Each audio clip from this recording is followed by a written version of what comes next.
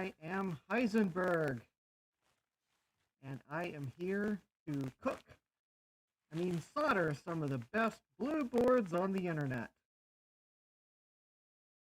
And I think without further ado, we will get right to the soldering. And of course, what better to solder that's blue than a blue SCSI. So, without further ado,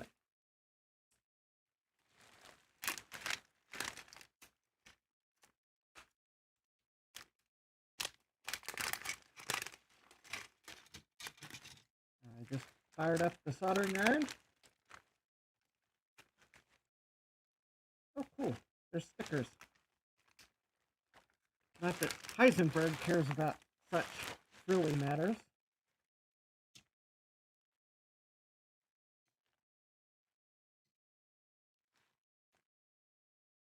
But we got the blue SCSI board. I ordered it with the SD card soldered because my surface mount skills are nothing to write a TV show about. Looks like we got headers, resistors, the blue SCSI itself, complete with I noticed that there seems to be a misspelling on the silk screen, interestingly enough. Because if we take a look at the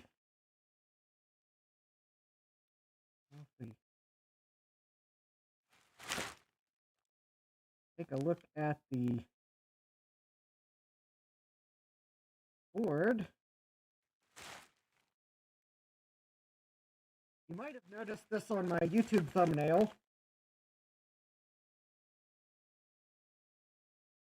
Resort, R-E-S-R-T,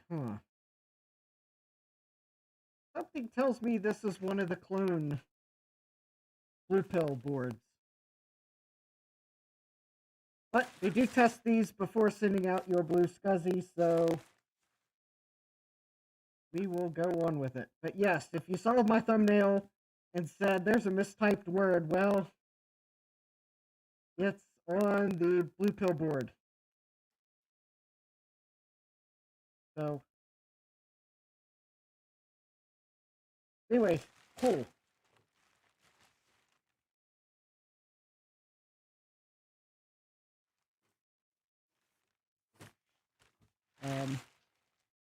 Yeah, I think my costume is going to get old pretty quickly this afternoon. Anyways, let me go ahead and clean my soldering iron.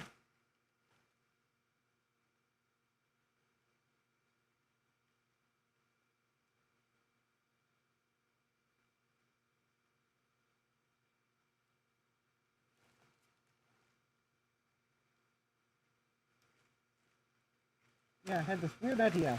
Dress up as Heisenberg. Be a great costume. Yeah, and then you put then you put your costume on and realize that yeah, this is maybe wasn't the best idea in the world. And then again, I guess what Walter White did in the TV show wasn't necessarily the best idea either. Oh. Well, that screw is going to have to come out. If I have a screwdriver. Oh, that could be a problem. Let's see here. I think that will fit it. Yes,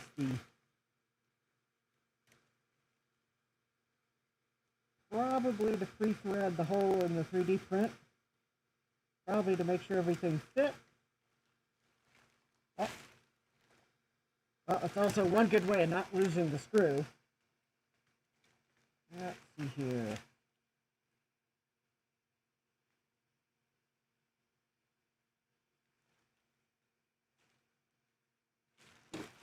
Well, I did prepare for such an eventuality that my screen-accurate gloves might be very impractical for soldering. So, yeah, there we go. So I'm trying out, these are some, I think, static dissipative gloves. I have no idea if they will really do anything or not, but, well, they, well, maybe give my fingers a little bit of protection against putting my finger a little too close to the soldering iron, although I'm sure I'll still feel heat.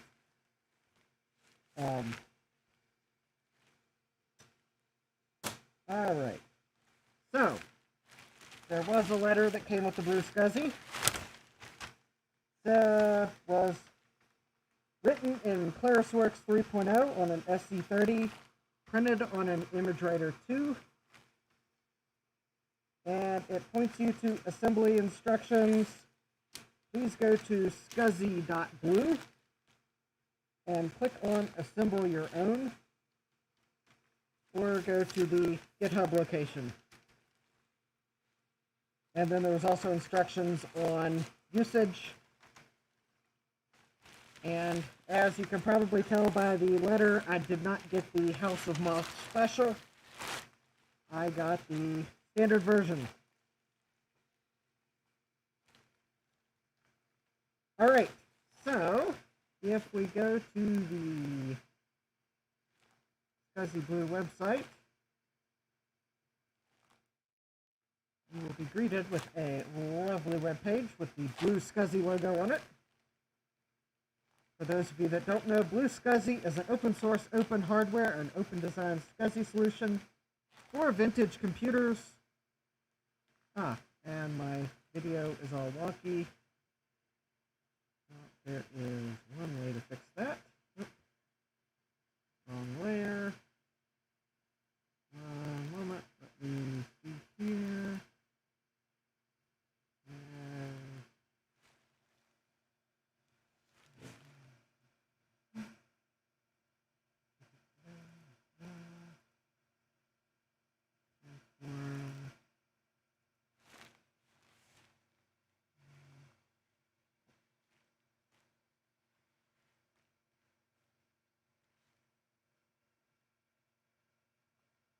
There we go. Let's try that. What I get for monkeying with video settings earlier today to try to make the video look better. And I forgot I had my cam face view on the screen share screen. Anyways, so if you are interested in buying your own Blue SCSI, maybe you have a vintage computer that uses a SCSI hard drive, and the hard drive's dying. There are many people across the world where you can order a Blue SCSI from. I ordered mine from Tom Barber here in the US. Also for US customers, there is Tech by Androda and Eric Helgeson, although he is on a brief hiatus. For those of you in Europe, there is Derek. In Canada, the Old Net. Australian customers, Bruce at Brankus Creations. And then if you are wanting to build your own, then this is an open source design. I believe you can order your boards and parts and do it yourself. And then there is a PowerBook version, although I did not buy this for a PowerBook. I am going to try this in an Amiga, but if it doesn't work in the Amiga, then I do have a Macintosh LC. Ooh, spoiler. That it will most certainly work with. So, alright, and then for assembly instructions, you start here, and yeah, this page is split up into links so you can choose your own adventure. I would, though, recommend picking the correct answer for the questions. That will give you the best adventure for being able to use a Blue SCSI with your vintage computer. So, I got a kit from Scuzzy.blue. So get out your soldering iron and head over to the assembly instructions. I could have watched these videos, but I instead decided to do other things this morning and this afternoon before starting, and ran out of time. In fact, as you can see by my face view, I started tinkering with the color settings of my webcam and didn't get the colors I wanted, but actually I got colors that work for this stream, so yay. Yes, somewhere down here in the basement I have my color correction card, because I was trying to get the picture to look better for normal streams, and well, I got it looking okay for today's stream, although I have to admit the yellow of my Tyvek suit does look more yellow than it looks like on screen, at least on my screen.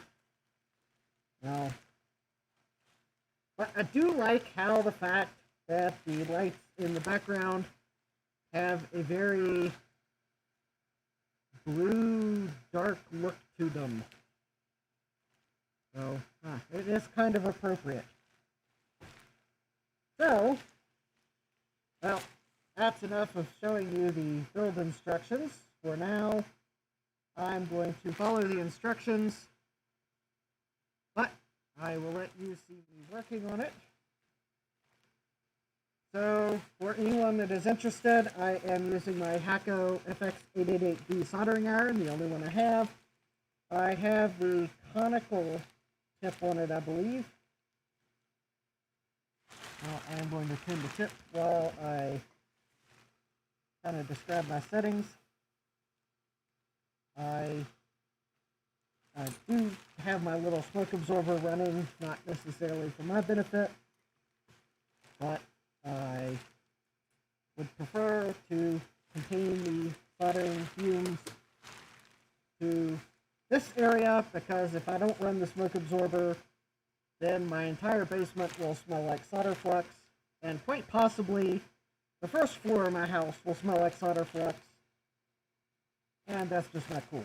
But anyways, I have the soldering iron set to 750 degrees Fahrenheit. I do not know what that is for the rest of the world units. It's probably somewhere around 400 degrees C, I think. I'd have to do the math, but, well, I don't have a calculator handy. I am going to use my Tester lead-free solder. It is 97% silver, or no, 97% silver, yeah, I wish. No, it's 96.5% tin, 3% silver, and 0.5% copper. It seems to be a decent lead-free blend.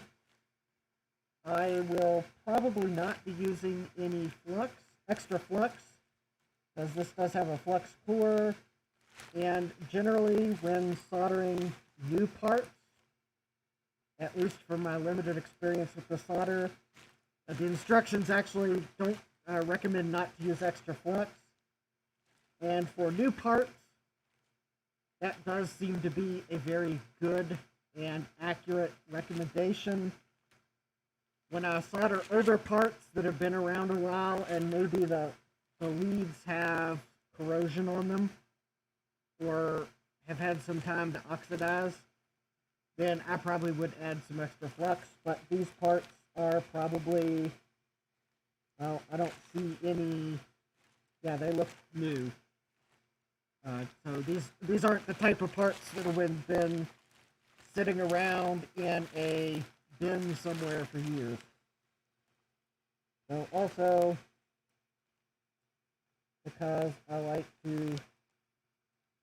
my leads to look nice, I actually have a little lead former, and actually I think the leads for this spot need to be bent smaller than this will do. Oh well. Alright, so the first instruction is to solder the diodes, and the instructions say to make sure they are as flush as possible to the bottom. So I also noticed that it's not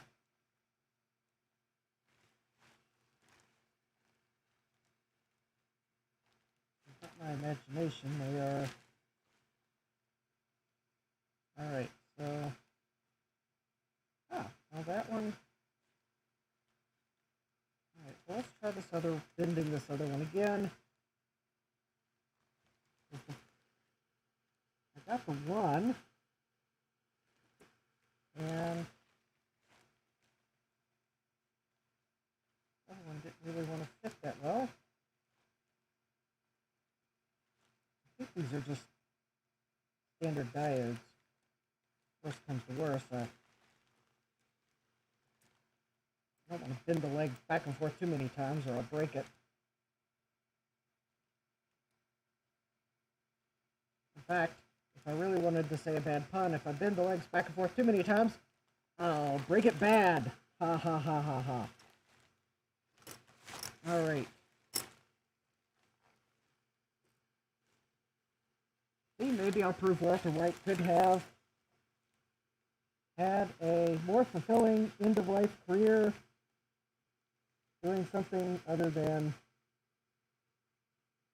dealing, or well, I guess making drugs. But that probably wouldn't have made for a TV show that would have been produced.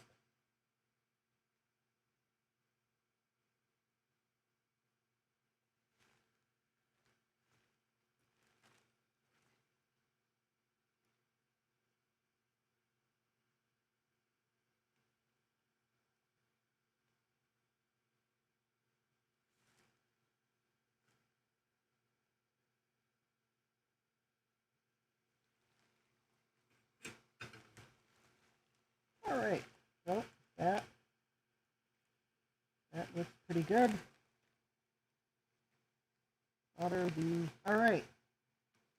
So yes, the diodes do go on the bottom of the board. They are flush. That looks pretty good. Alright. And I most certainly need to cut the legs off.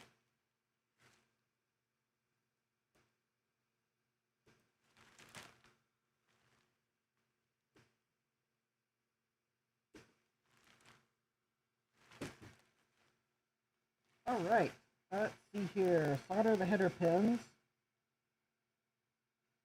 onto the blue pill. Alright. So I think I want to solder the header pins on so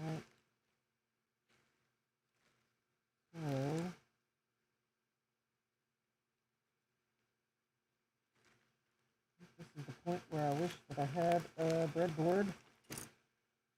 But I think I'll use the blue SCSI itself as a alignment tool, since there are no components on it to bother with. So the USB connector of the blue pill should be over the SD card holder. So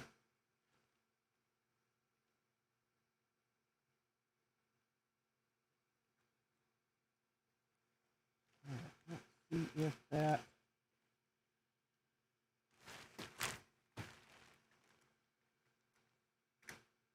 And I use that to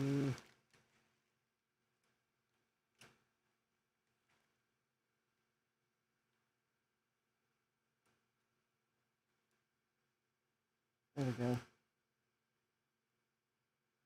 So I'm just going to use that as a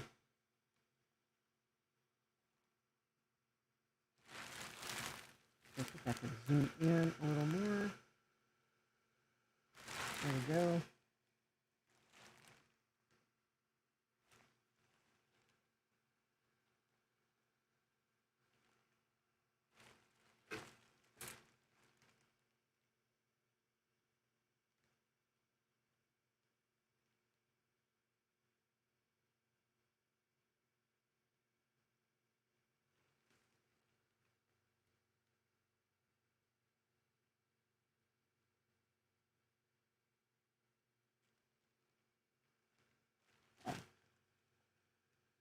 Yes, it would help if I actually would have.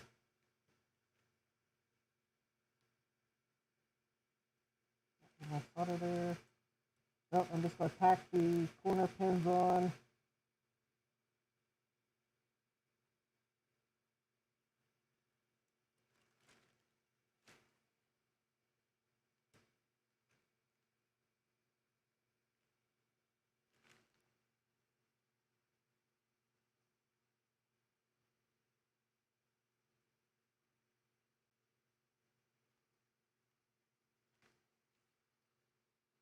Alright. So now I can set my, not really a good thing to solder on, aside. I don't want to melt the plastic. And now I will, if I can zoom in just a little more. There we go. I think that's about as far as I can zoom in and it will still be in focus. I am trying a new camera for the table view as a suggestion from Bruce at Frankus Creations. He had mentioned that he uses an old camcorder for his overhead views, and I discovered that I knew I had some camcorders. I didn't realize that they had clean HDMI outputs. So I am trying them, and at least it seems to fix the video quality issue that I did not like about the Raspberry Pi camera. Well, it wasn't the Raspberry Pi camera's fault. It really was the realities of MJPEG compression.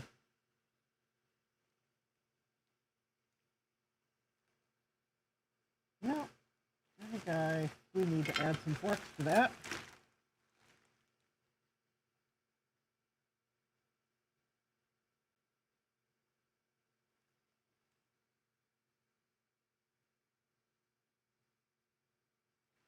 But I guess the reality of being able to stream video over USB from a Raspberry Pi Zero, it had to set the compression pretty high, and I wasn't happy with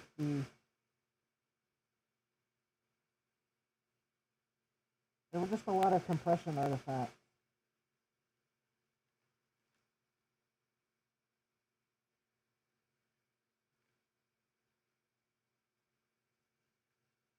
So especially if I had a large board,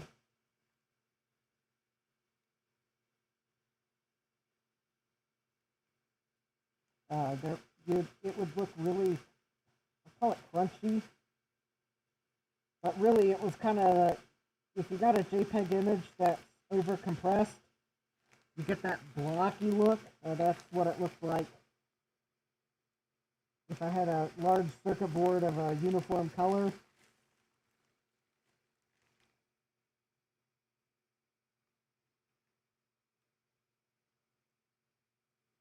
And it just looked really bad.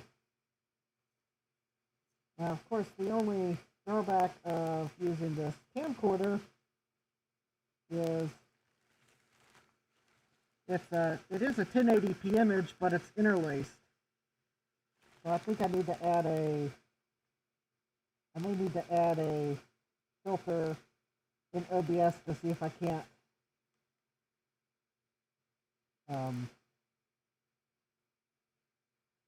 maybe make that less obvious.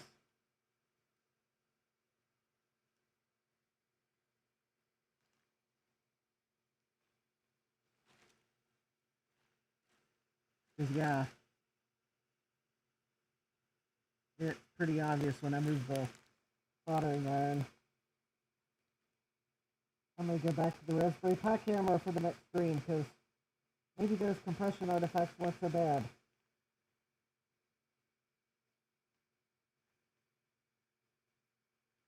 In reality, reality, if I could just find a webcam that would... Really, the problem is for my overhead camera view, I really want a zoom lens. But for webcams, by the time you get the webcams that let you zoom, and I mean optical zoom, not digital zoom, they really get you on price.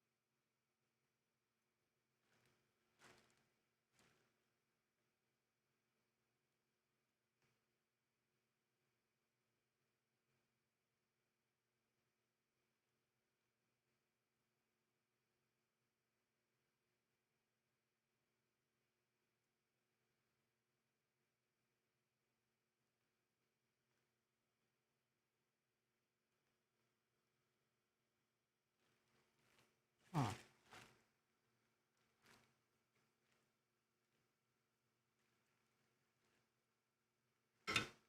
All right.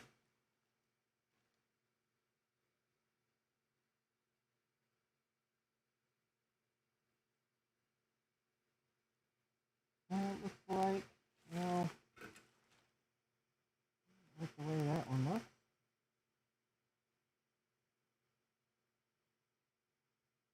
Alright, looks like everything's soldered. Alright, so we got to solder the pins to the blue pill, then solder the blue pill to the PCB. Alright. I don't need the blue pill to be removable.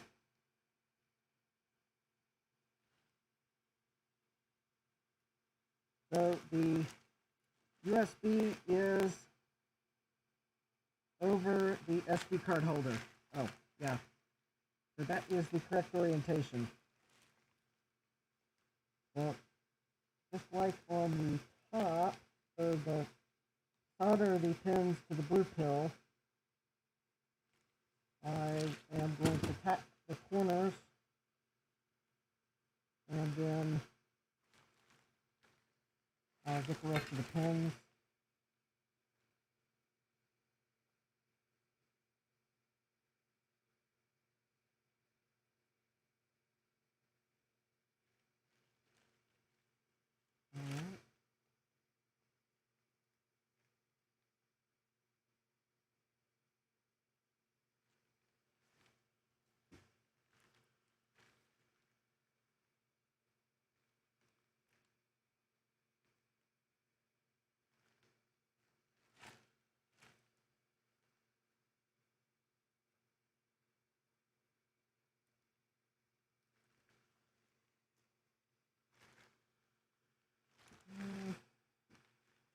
Alright.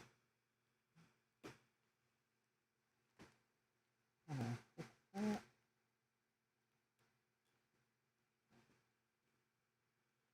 Yep.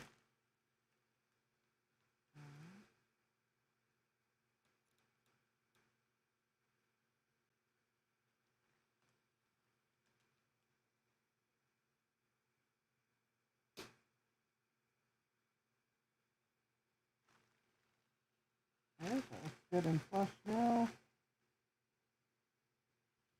Alright, well, I'll go down the line and solder the rest of the pins.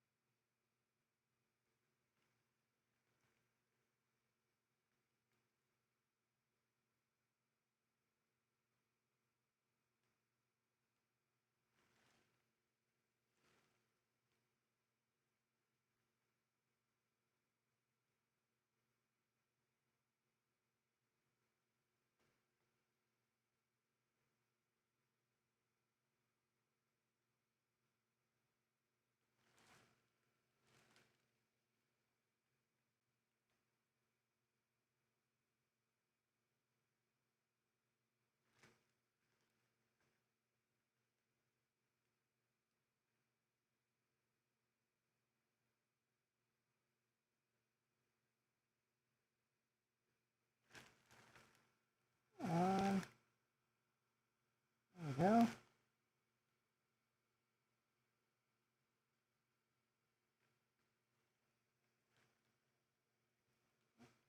Do one more solder there.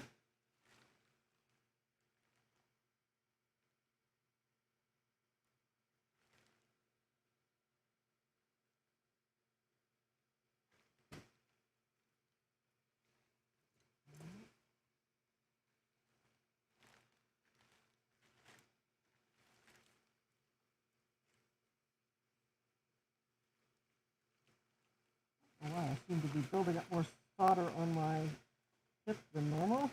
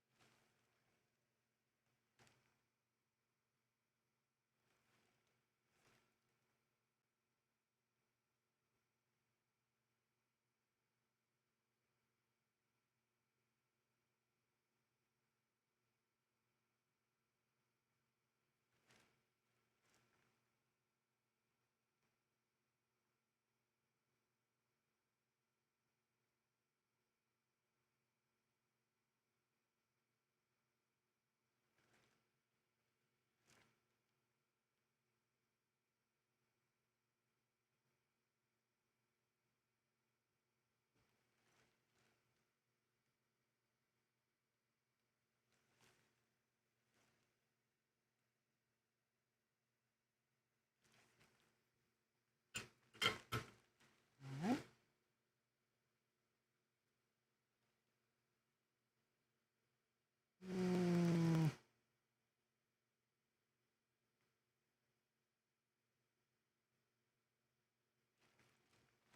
Like these last two ones.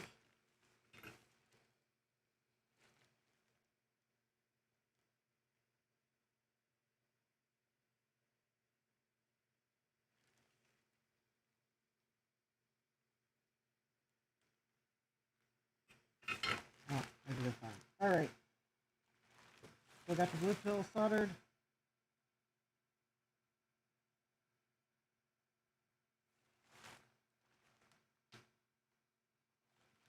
So we've got two different resistor nets.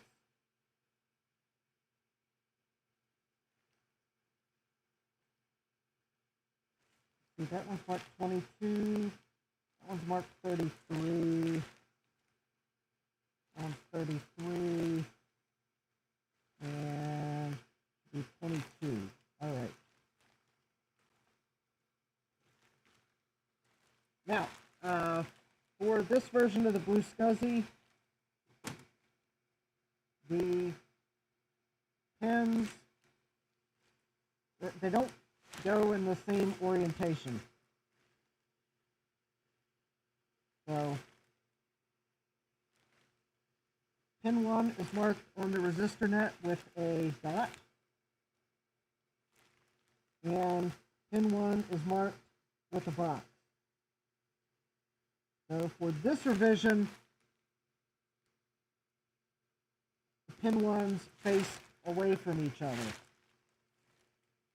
Now, based on a live stream where Eric was with Ron's computer videos, I believe the next version of the Blue SCSI is going to fix that so that they face the same direction. So pin 1 is on the same side. But I was aware of where pin 1 was on each side.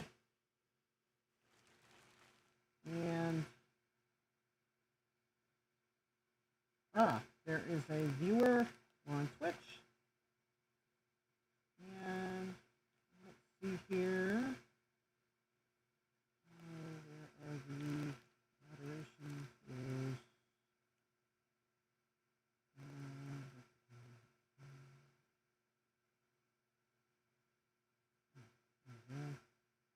Hold on just a second.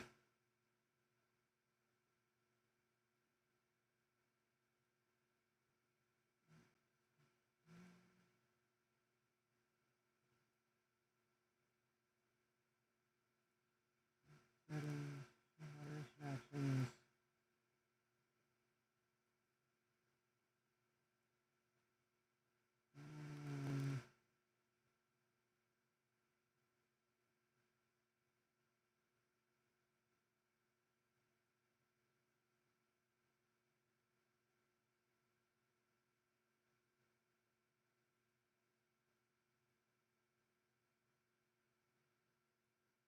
There we go.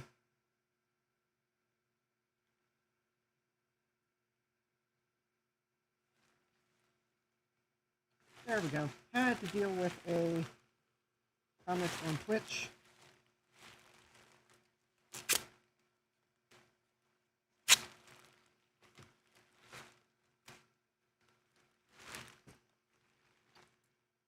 Yes, if you post a comment in the chat, I do not take it kindly if your comment is related to buying followers. That usually results in a pretty harsh action taken by a moderator.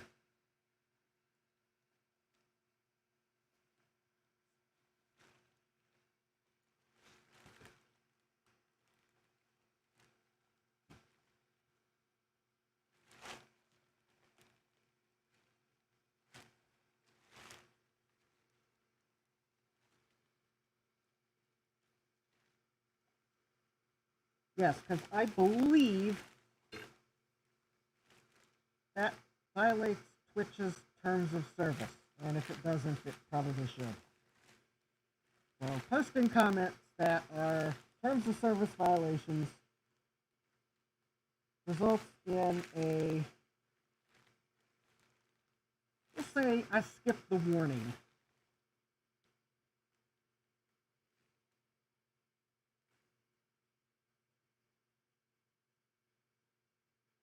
I am not going to buy followers. I will not buy subscribers. I will not buy likes. I will not. Yeah.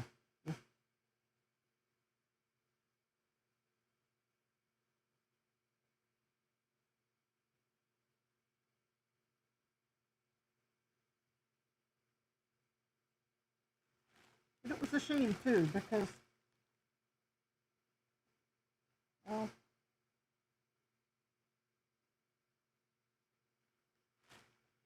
yeah, that person probably just copied and pasted the comment.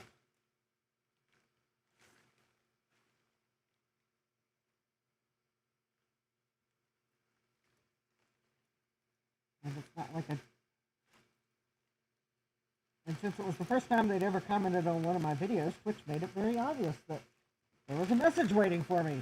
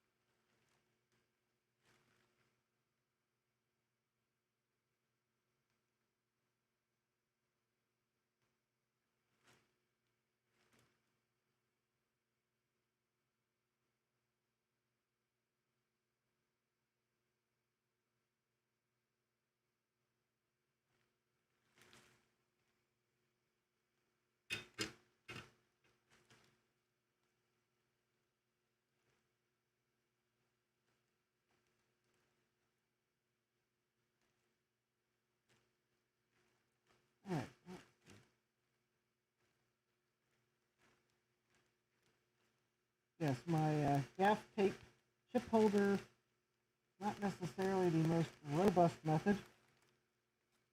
I at least like to make sure there's enough of the pins sticking through that I can actually solder them. There we go.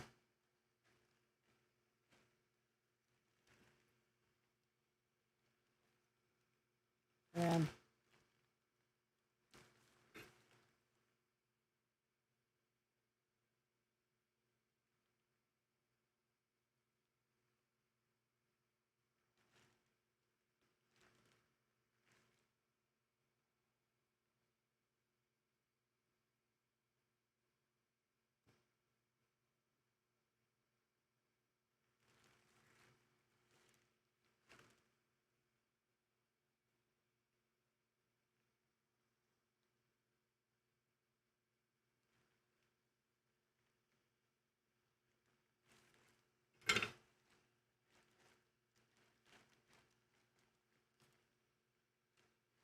oh,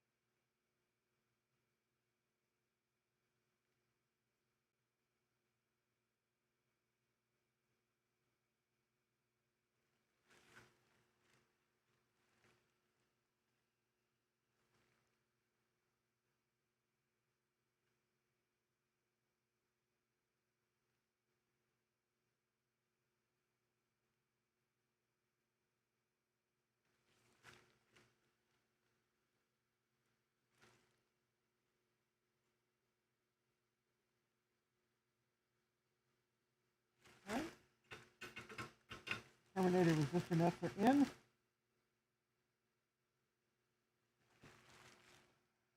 They look okay. So to solder on the jumpers.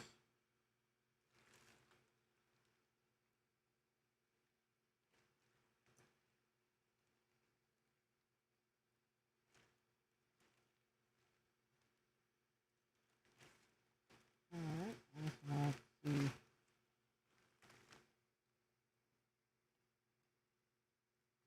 Find something to hold those on with.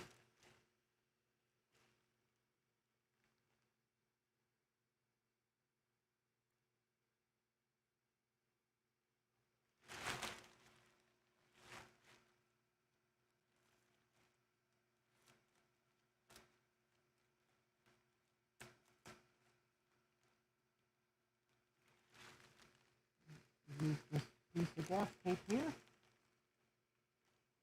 See if I can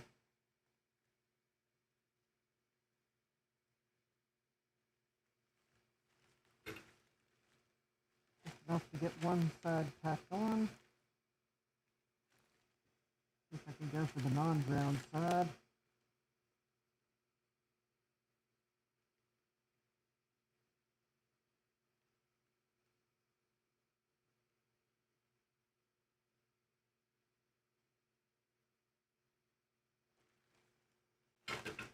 Because then I can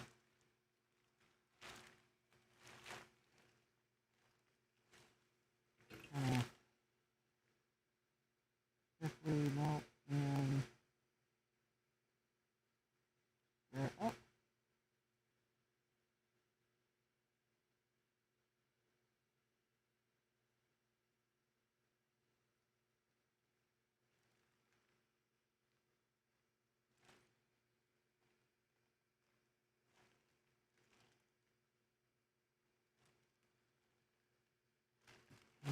Solder the other pin.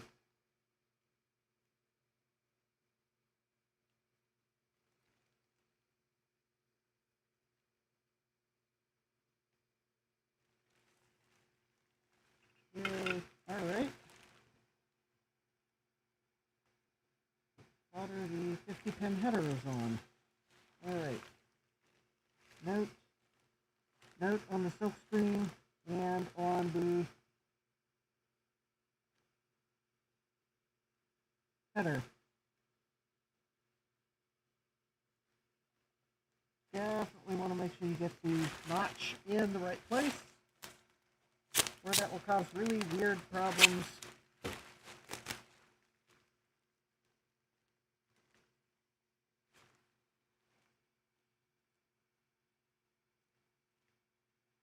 And in this case, by really weird problem, I mean it will act like the SCSI connector's on backwards.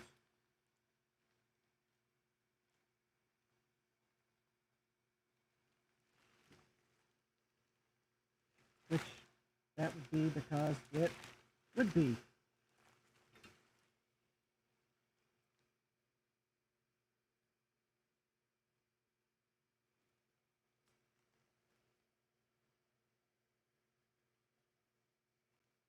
I don't think plugging in a SCSI cable backwards would do any long-lasting damage, but no, it certainly won't work that way. And if you put this on backwards, you'd have to desolder it and put it back on the right way to fix it.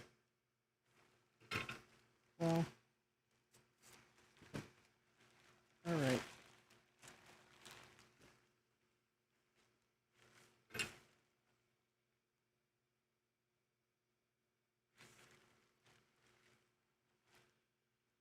Getting close.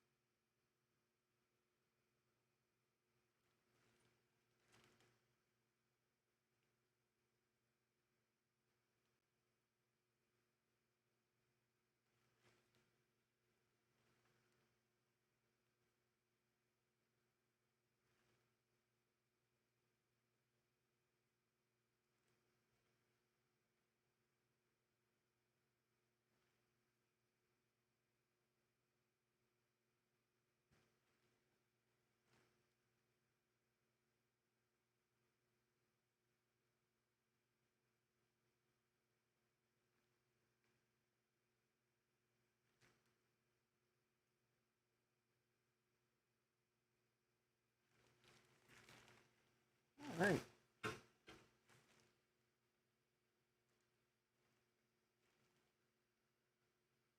think I got all those pins soldered. They look decent.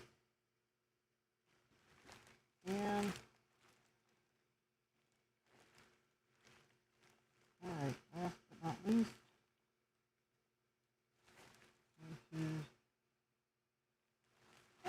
okay.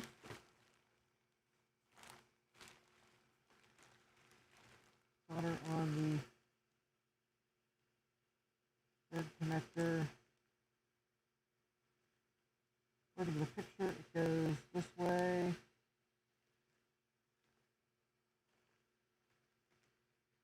I don't see a pin 1 marked on the connector that goes that way. I don't know that I need it, but I'm going to go ahead and solder it on, because it won't hurt anything if you solder it on and don't need it.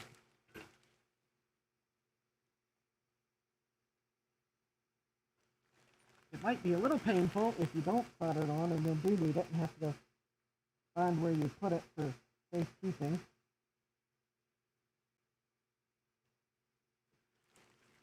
I believe the LC does provide termination power, so I wouldn't need that for the LC. But I think if I was going to use this on, say, a Macintosh 2SI, I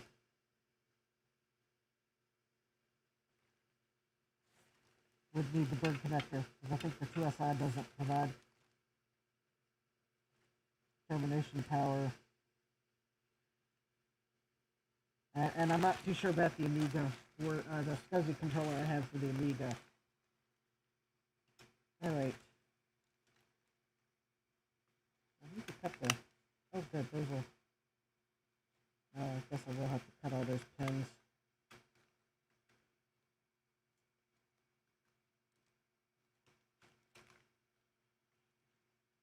Oh, I guess it just fits. Okay.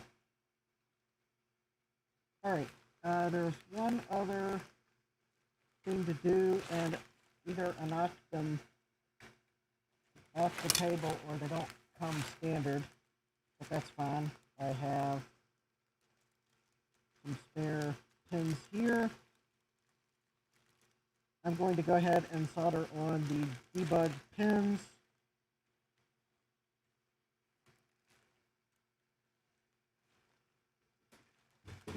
In case I need to program firmware.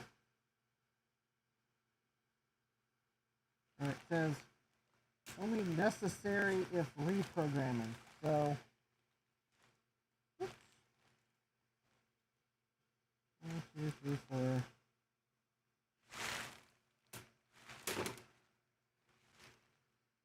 There we go.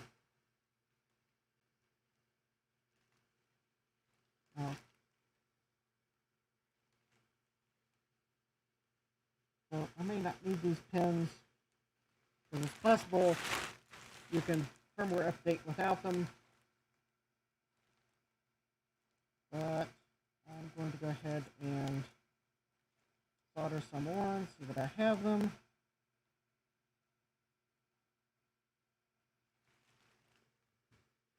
Because I might need to load new firmware.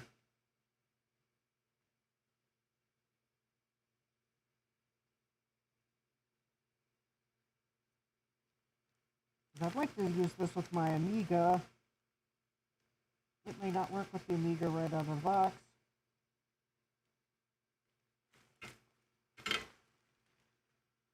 But if I can collect data, it might help the development team fix Amiga issues, then, well, it gives Amiga users another SCSI option.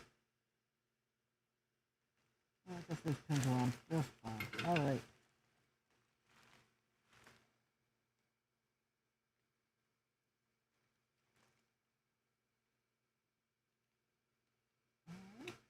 Put that on. And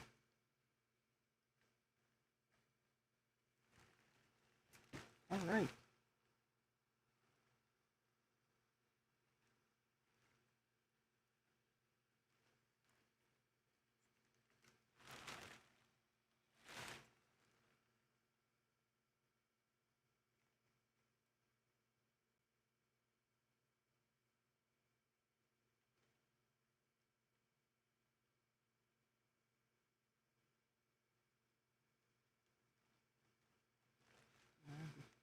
back in. And that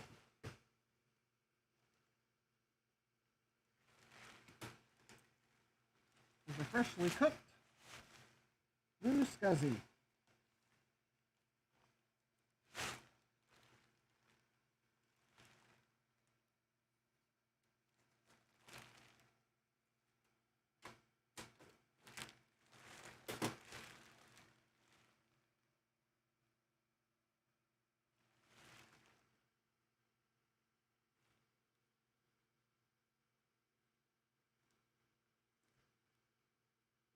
Excellent. So if we take a look at the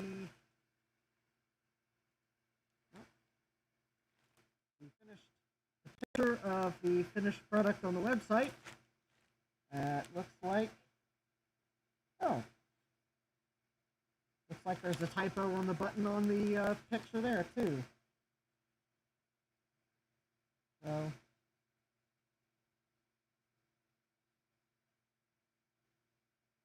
yeah. I guess if anyone is curious as to the parts, this is the parts, the blue pill board, two 330 ohm resistor nets, two 220 ohm resistor nets, two diodes, looks like those are just 1N5815s, an SD card holder, headers, and a 50-pin SCSI header. Or you can use 2 rows of just standard header pins if you want. I mean, you can always just use standard header pins like these. The ribbon cable will fit, but it is nice to use these connectors because it has the notch on it, which helps you line it up with the notch on the SCSI cable in your computer.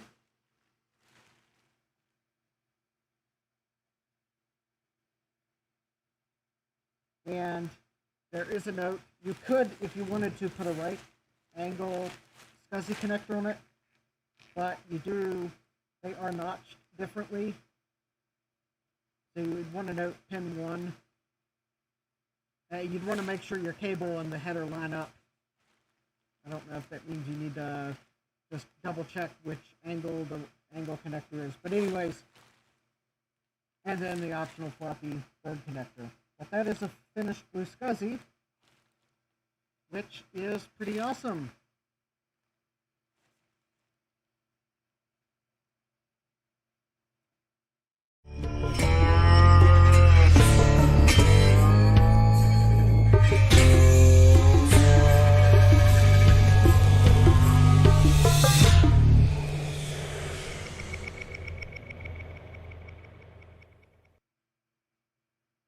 And something tells me that the audio is not playing on my video, even though I sure thought it was.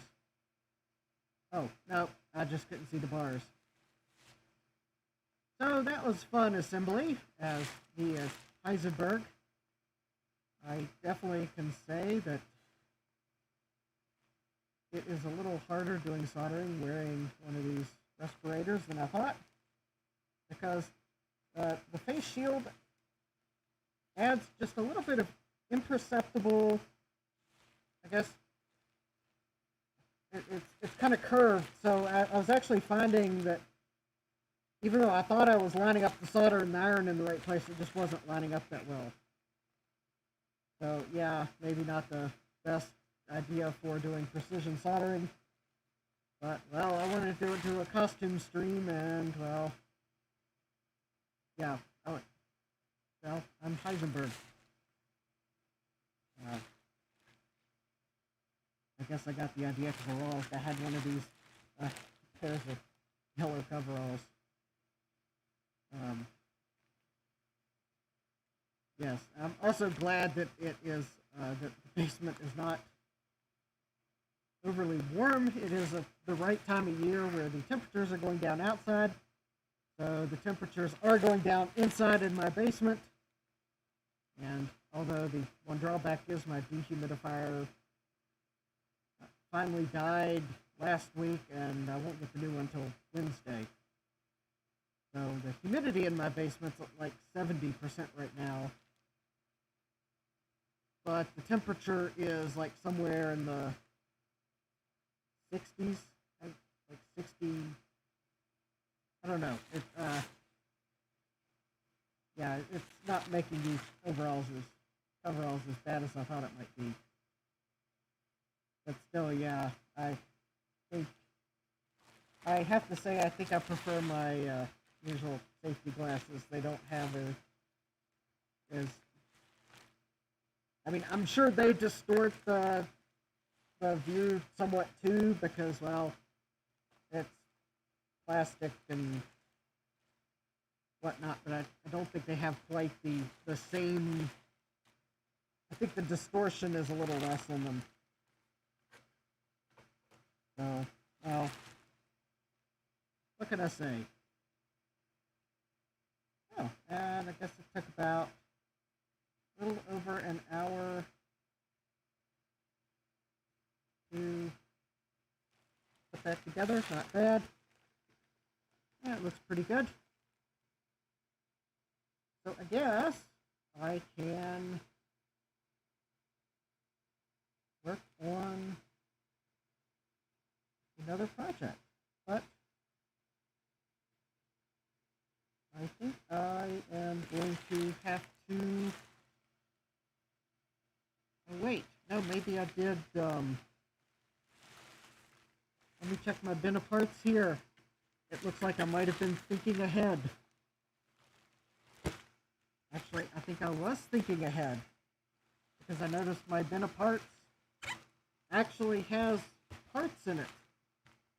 I think last time, after I did the last step in the Zox box, I was nice to myself and I actually thought ahead to the next stream, knowing that I probably would manage to run out of time before the stream to pull the parts out, and it looks like I have parts in my tote for the Zox box. I mean, I don't know what Heisenberg would say about such silly things as a music synthesizer, but the Zox box boards are blue, so I guess it fits the theme of the stream.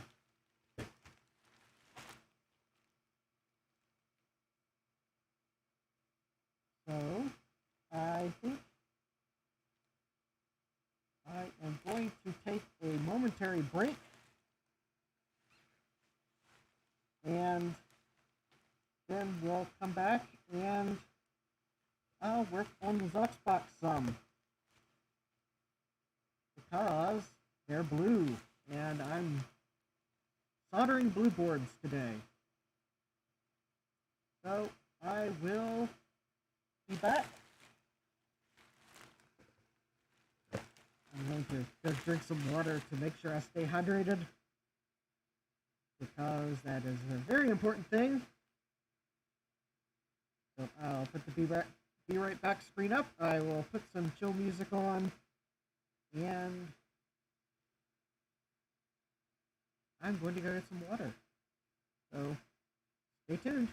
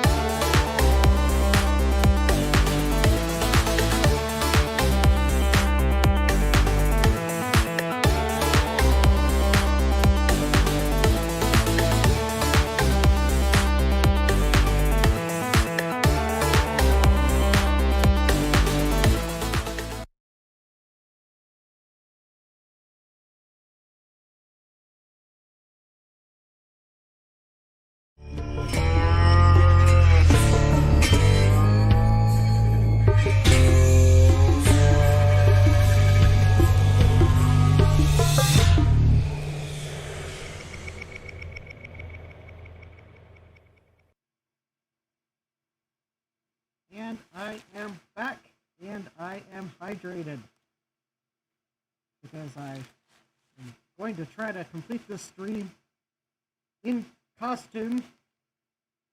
I don't know that I'm necessarily being the best Heisenberg, because I did go out and try to find some quotes, because it's been quite a while since I've seen Breaking Bad, and I actually haven't seen the whole series, but it's just very hard to find quotes from Breaking Bad that are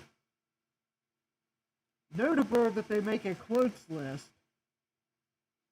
but that are also repeatable on a live stream, where even though I have set this as a live stream not for children, I do like to keep things clean, because you never know when there might be children within earshot, and well, I just don't talk like that show anyways. Now, if you're ever wondering why I set my streams as do not appropriate for children, well, the thing is, especially when working with hot soldering irons, is, I mean, I could burn myself, and I'm pretty sure if I managed to burn myself, well, I could say something I wouldn't otherwise, so, I mean, maybe I would be able to still bite my tongue, but I don't want to risk it. So, I usually set it as not for children, because when you're working with tools on a live stream, something could happen. I mean, I could be working with a blade and cut myself, and, well, that would make the stream not for children at that point. So I keep it safe. I don't make my streams for children, but I also like to watch what I say, because, well, maybe after the stream or even during it, I mean, parents always have the discretion of letting their children watch things, and, well, if I keep my streams clean, well, I can't say that a parent wouldn't maybe let their child watch it with them, although I would hope if you're letting children watch my streams that you're there, because I'm usually doing things that probably would require some supervision, especially for younger children.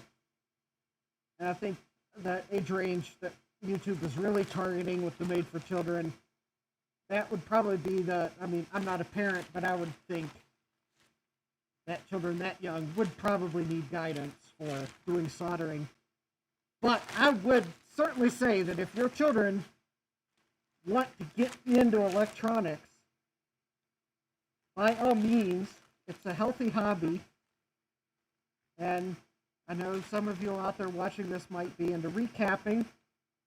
I mean, I'll recap things. I've got an Amiga that needs recapped. Oh, actually, I moved it to the shelf behind me, because I was trying to clean the basement for painting. In fact, actually, I guess you can see one of my test paint jobs there behind me. I think I realized I got to clean the walls more before I put paint on all the walls. So that was had some other issues with the concrete, but I realized while sweeping all the walls to get the loose dust off of them, I realized there's more red clay mud on the walls than I thought there was, because there's nothing like sweeping the all the walls in the basement to make you realize exactly where there was mud on the concrete forms that they used to pour your basement. And I'm gonna need to clean the walls.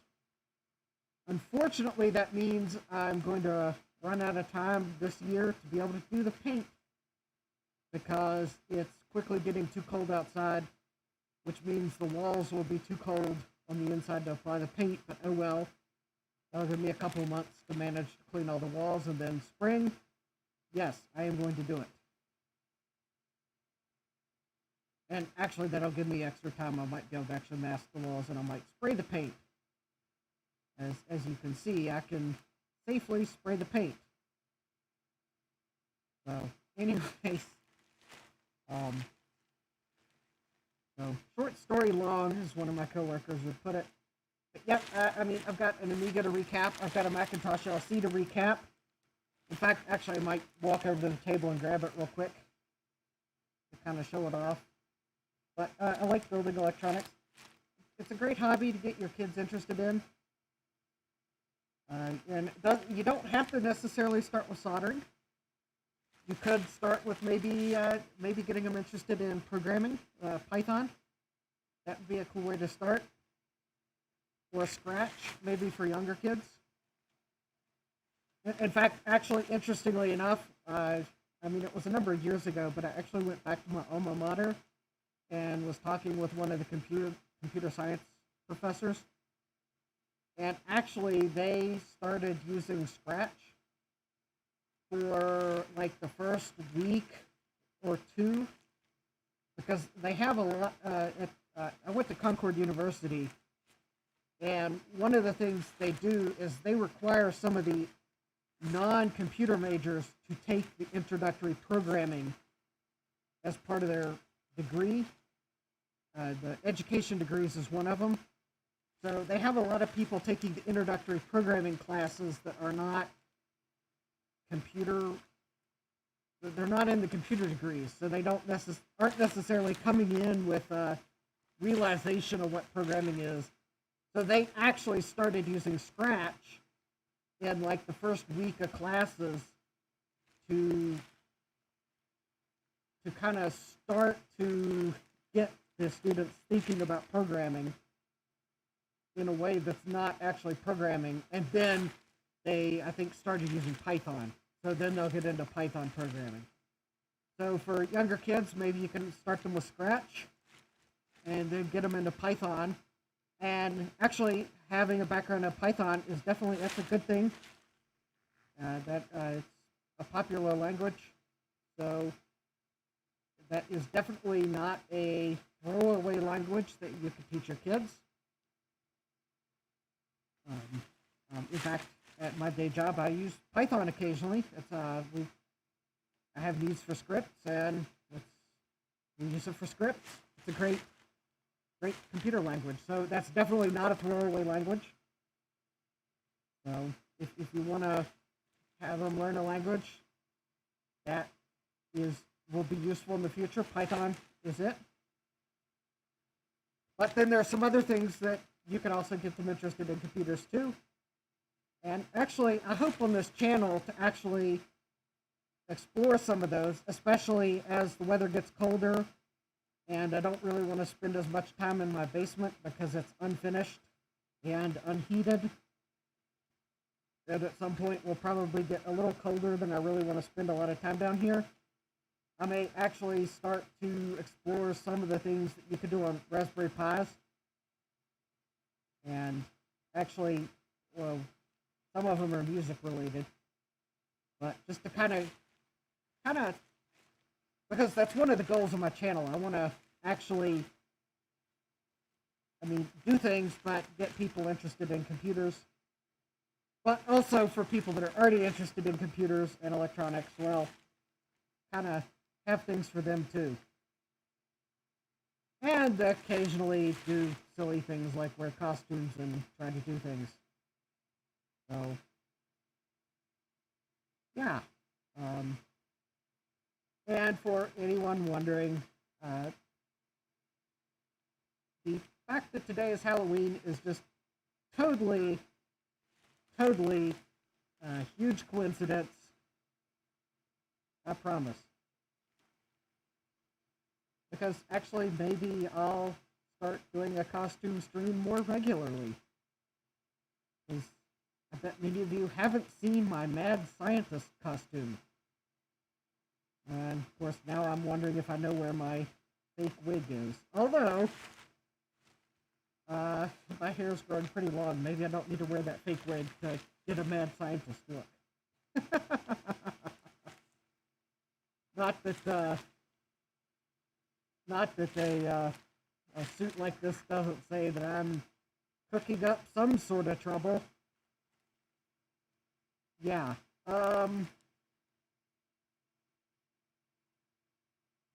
Yeah, I don't know that this is necessarily one of my best ideas, but well, I am going to give out candy tonight, and I will be Heisenberg tonight. So I guess I'll be safe. Of course, I'll be outside. I do have little blue bags to put the candy in, so. And yes, I'm giving out. I got actual candy. Don't worry. See, that's why I've got blue circuit boards. And I got blue bags to put the candy in. So at least I'm going to be in character, even if there's almost no quotes that I can really say, because most of them are, yeah, not appropriate for younger audiences. So, oh, hi, Michael. So, yeah. Yeah, it's my Heisenberg costume. So, yeah, it's functional. Yeah, not really comfortable, no.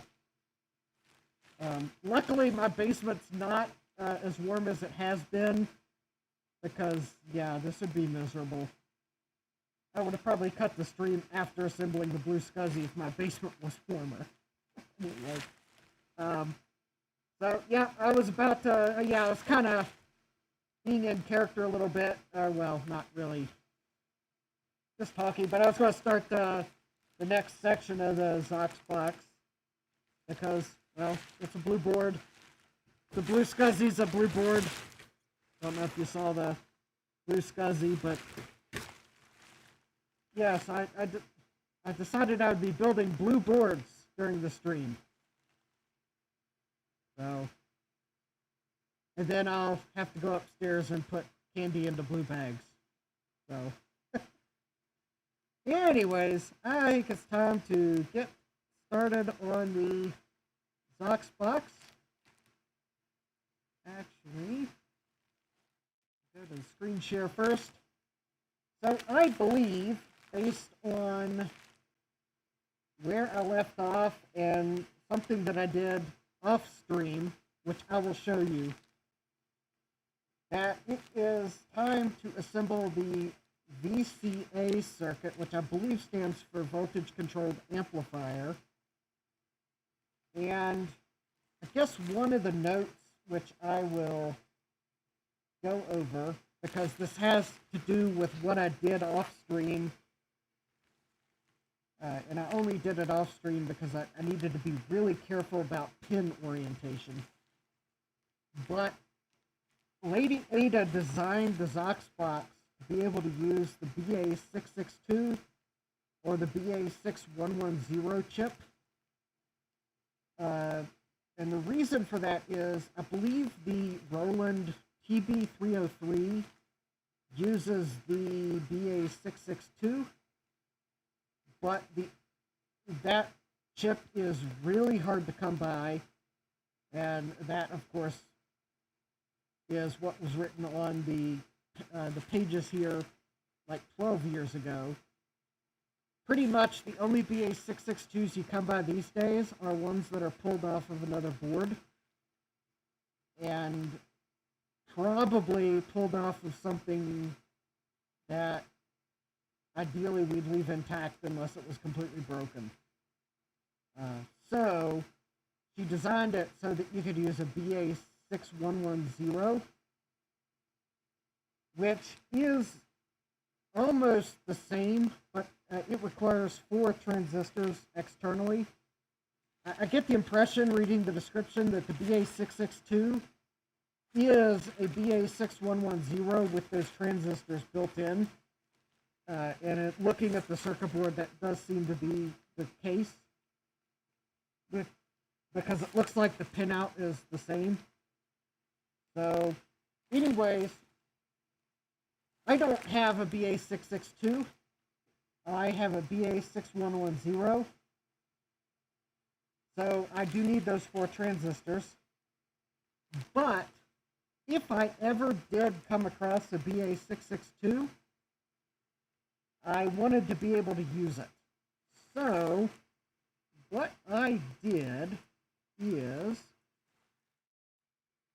I installed sockets for both the BA6110 and the BA662 and the 4 transistors that you have to install if you're doing a BA6110. And from what I believe there should be enough room in the case, because the case is, because these are on the back side, and the case is taller on the back. So the fact that I've got transistors sticking up so far, I don't think is an issue. But this way, if I ever do get a BA662, or maybe an opportunity to try one, all I've got to do is pull these 4 transistors, pull the BA6110, and then insert the BA662 in this other socket, and I'd be able to try it. Because that would be, because I believe the Roland TB303 uses the BA662. So that is what I did it off stream because the marking is really weird on, it's like a notch and whatnot. So I did that off stream after the last stream. So anyways, and also the warning, there is a warning on the page. You don't want to put this chip in backwards, because I think you'll lose the magic smoke if you do. And it's never good when you let the magic smoke out. So I believe for this, scrolling down the directions really quickly, there's no special instructions. So I'm just going to start inserting and soldering parts. So, and unlike the Blue SCSI, where, hold on, oh no, I misplaced it already. No, I didn't. I could actually use my lead former on this board.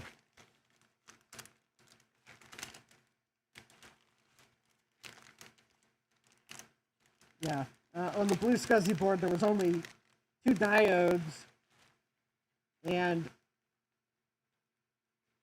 well, the lead former I have didn't really work with the diodes.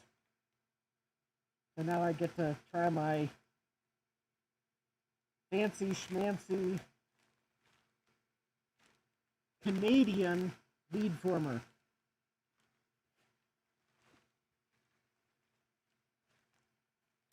Because yes, I ordered it from Canada. So it's double fancy. Which it's just 3D printed, but I was already ordering capacitors from Retro Rewind, and I noticed that I could order at one of their lead formers, and it wouldn't increase the shipping, so I went ahead and ordered one. So, but yeah, I was joking with, I think it was Bruce's streams. I was joking that, yeah, I could tell people this is Canadian, and that'll make it sound fancy. So it's my Canadian lead former. But more importantly, though, I have a capacitor kit for my Amiga 1000, so that was the main reason I was ordering from Retro Rewind, was for that, and I went ahead and threw a lead former in just because it was reasonably priced and wasn't going to increase the shipping. So, alright, so there are 3 diodes we need to install, and it looks like it's D27.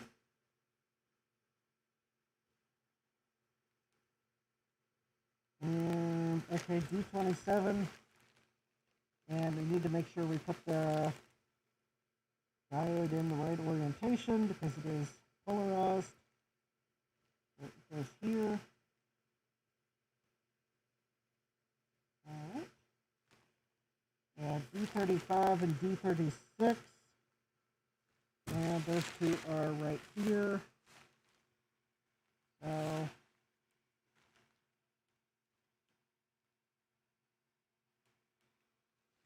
B35.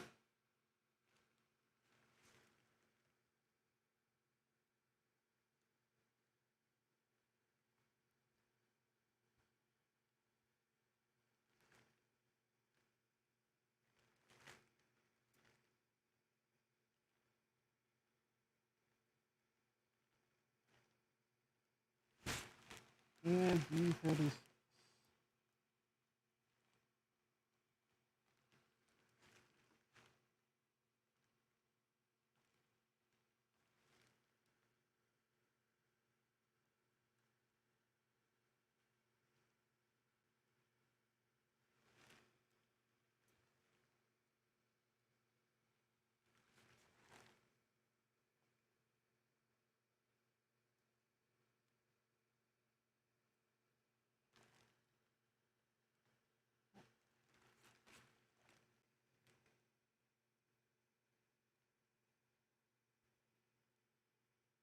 That diode. Okay, let me try to bend the...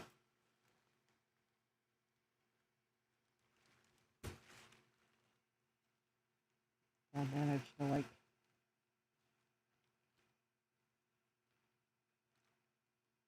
Alright, let's try that. It wasn't laying on the board quite the way I wanted it to. There we go. That's better. Go ahead and...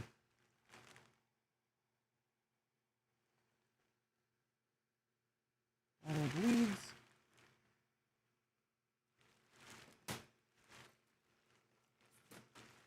I think I probably should zoom out just a little bit since I'm working on a larger board.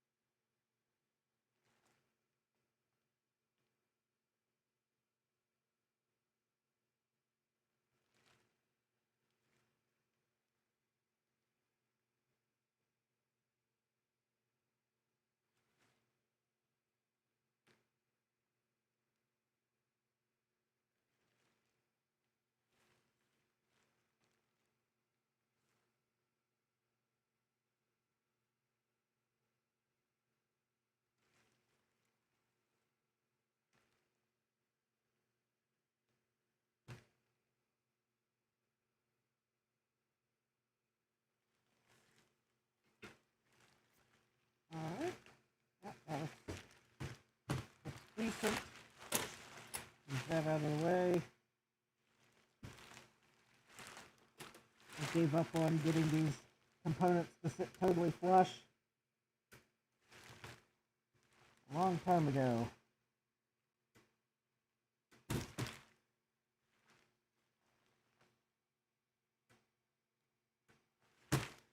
Mainly because the way this is assembled,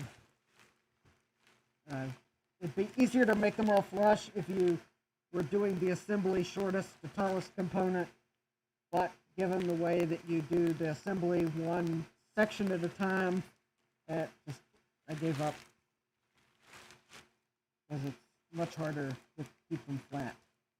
So, all right, we have two 100 ohm resistors.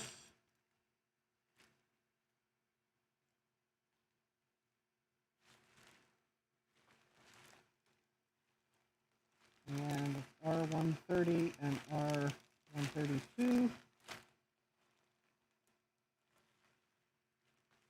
Alright, these are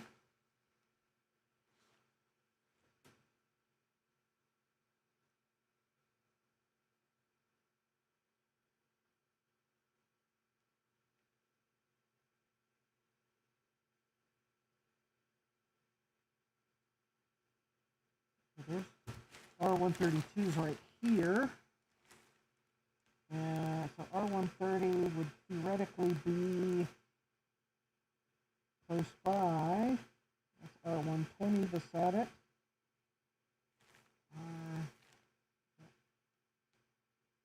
131, R134, R119. Huh.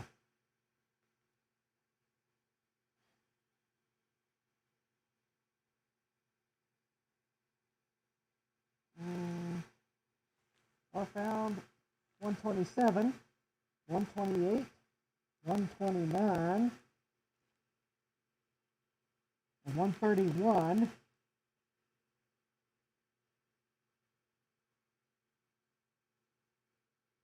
I do not see 130. All right, let me go look at the picture.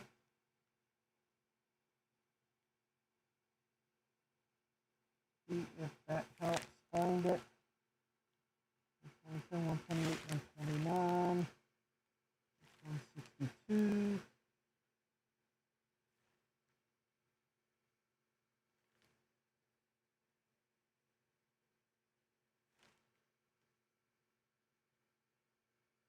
One 132, 120,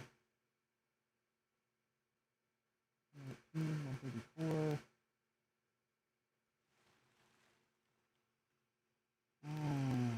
Huh.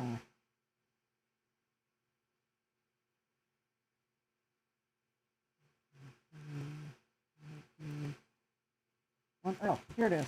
R130.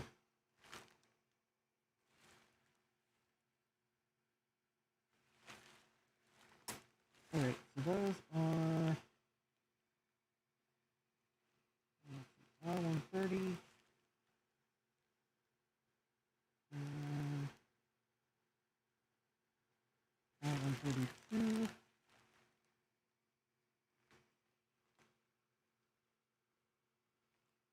The other reason I gave up on laying components down flat is because these resistors, a lot of them, they don't lay flat. I think just as a consequence of needing to put a lot of components in a small amount of space, the resistors are upturned so that they don't take quite as much board space. Alright, let me go ahead and solder these two because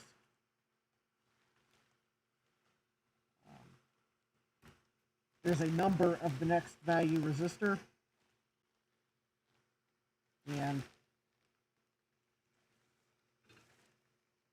so I find it easier to get them all at once. That way, if one were to fall out while I'm soldering, well, it makes it easier to figure out where they go. I just have to figure out which one fell out, not what value fell out, to then figure out which one fell out.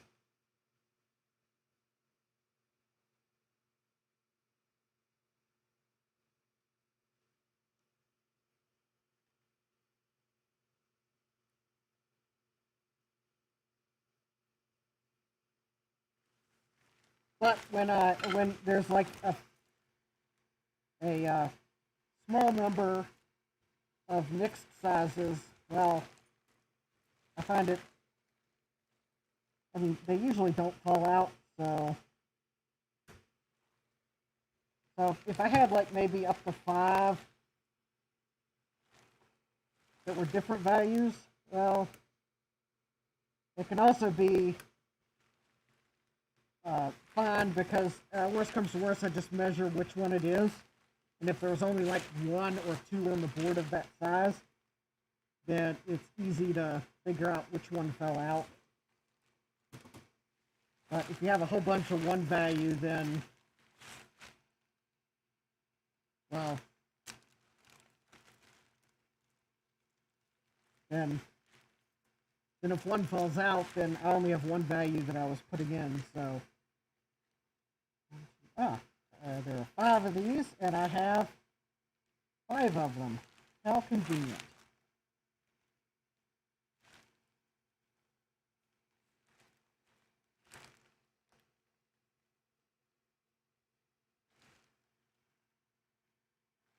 Actually, that's really not convenient. I should have probably ordered extras of some of these. Alright, so R125 right here.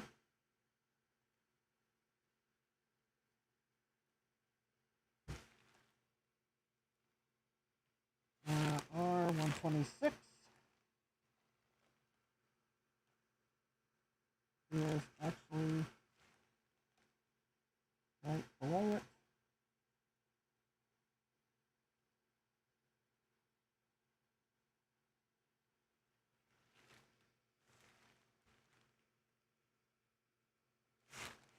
R124. I'm reading the list of resistors in the order that it's in the list, so the list is out of order, but I think I see why the list is out of order. It has to do with where the resistors are. So it looks like the resistors are being named off in left to right order on the board. I'll say that, and then there'll be one that's not. Let's see, R133. Actually, I still have not disproven that. Although one of the resistors I just soldered, I'm going to touch up the solder joint on it. The R133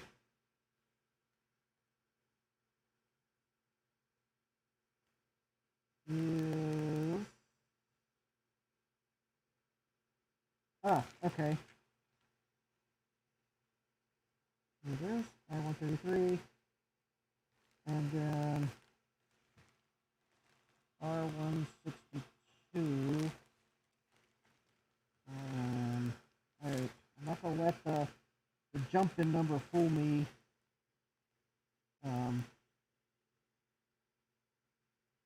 It's just right over here with these transistors.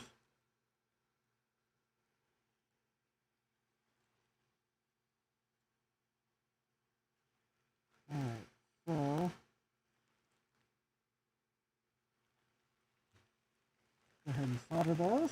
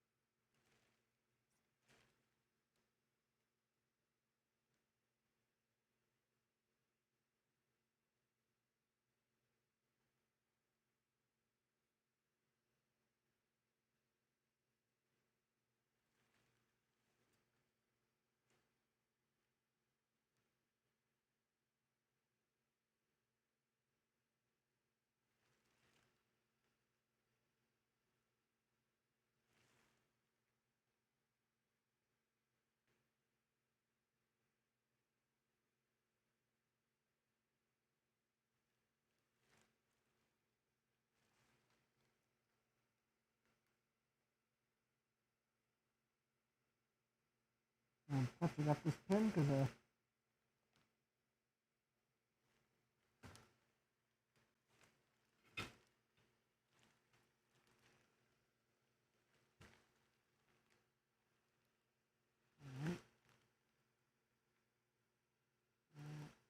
I got all those.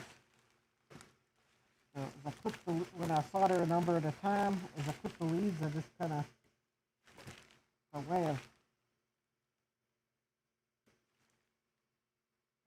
double check the joint that I soldered everything when I do that.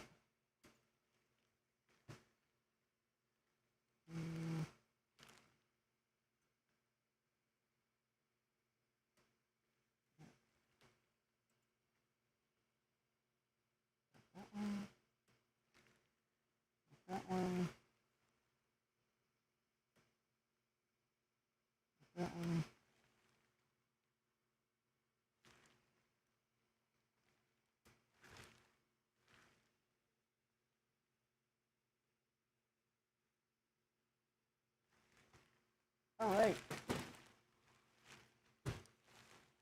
Next we have 22K resistors. And we've got 3 of those. How convenient, I have 3 of them.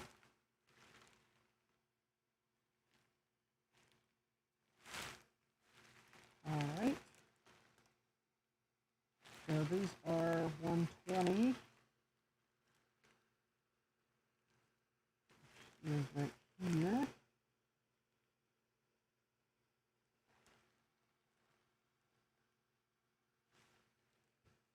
And our 129, which is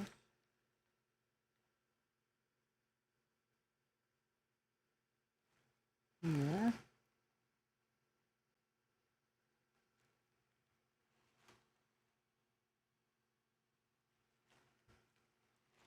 And 134.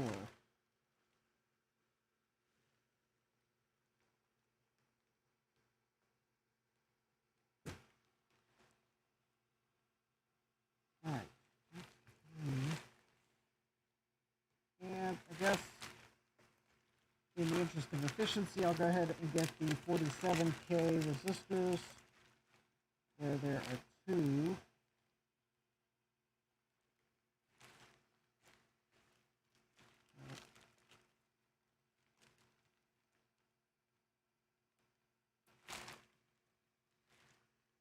We've got R.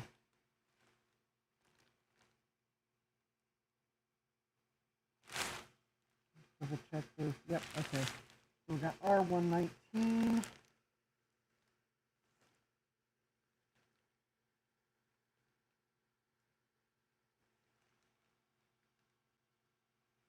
And R127.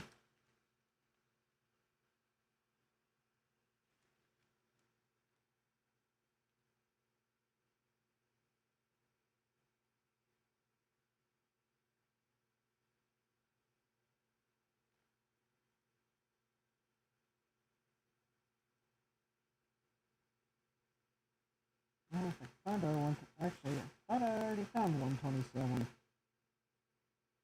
131.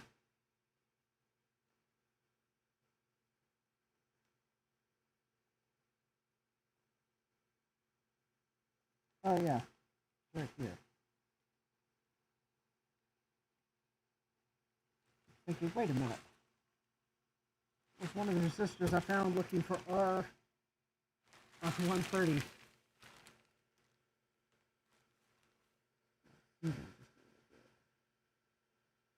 Not that much. There we go. This is a small area of the board. Alright. And I guess because there's no, I'll go ahead and solder those. Because that's 2 values. And well, 5 resistors, which is a good number to solder at once, and then there's 5 more resistors, so I'll get those last. Because it can get hard to get in to solder some of these resistors when you have too many too close together that need soldered.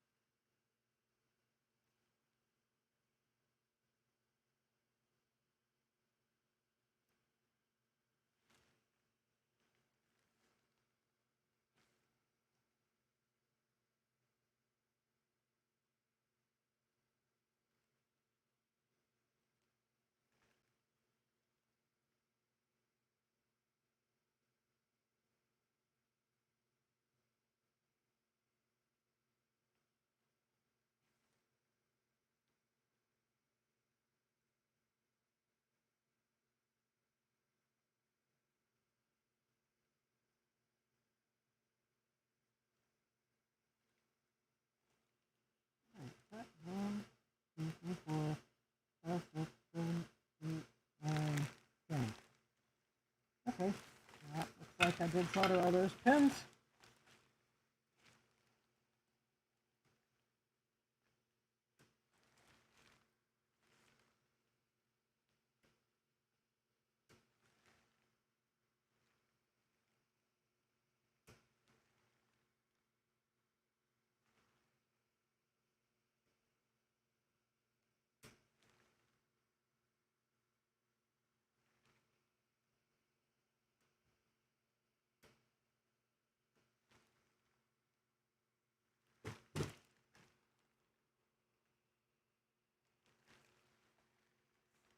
All right. Let's get the, I guess, the last of the resistors. We got a 100k ohm R122. Let's see, there's one.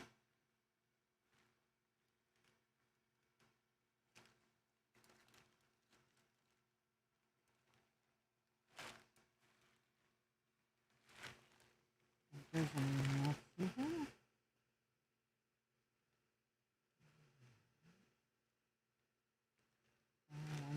R122.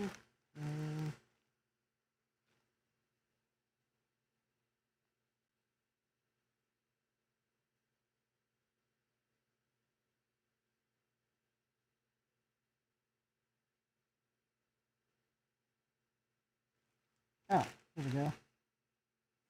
Over here.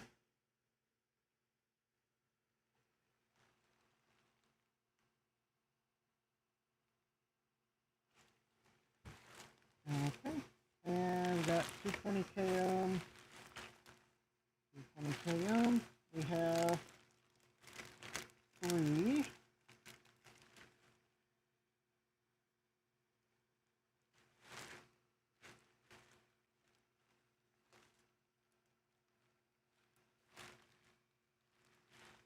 We got R121.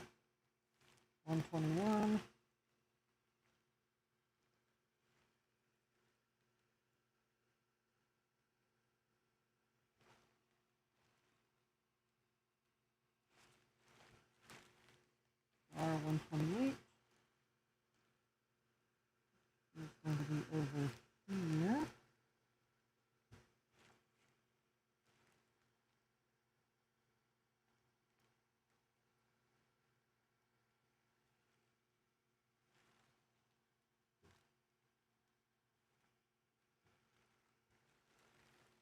And R131,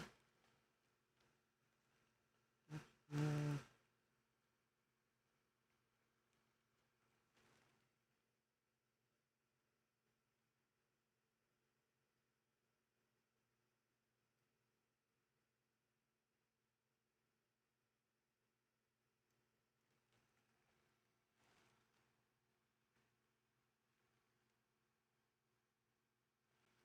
all right. And a 1.5 meg resistor.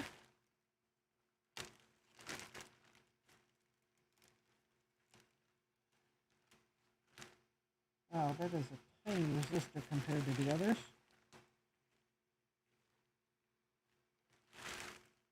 R123. This one may actually lay flat on the board. It is tiny.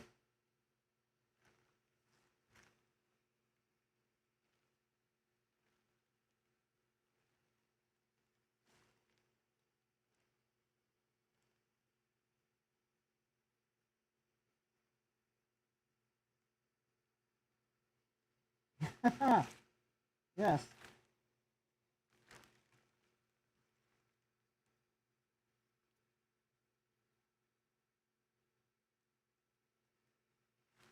Yeah, it's laying down flat. Probably because I managed to get a smaller resistor than what is within the spec of what the project calls for, so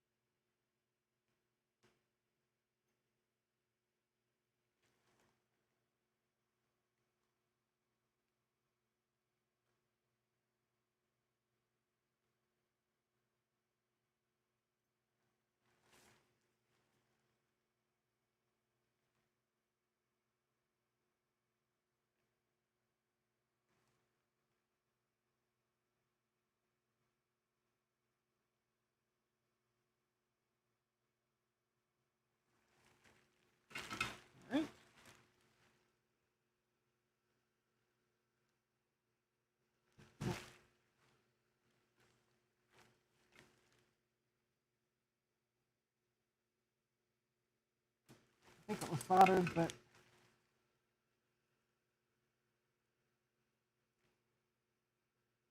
yeah, I like to make sure the entire solder pad's covered.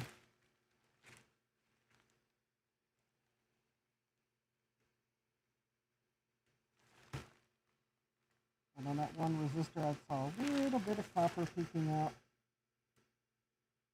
Well, actually, I don't know if it was copper or it could have just been the ENIG finish. Which would have actually meant that it was gold.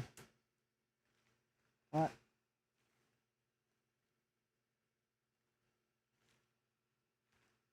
I mean, I think the component was soldered, but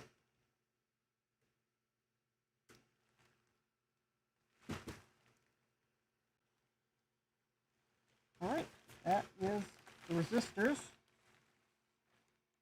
So let's see here, we have a linear potentiometer, which I guess is a resistor.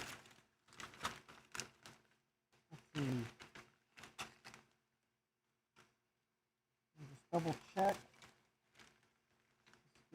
Linear 50K. Yep. Goes into VR7. VR7 is here.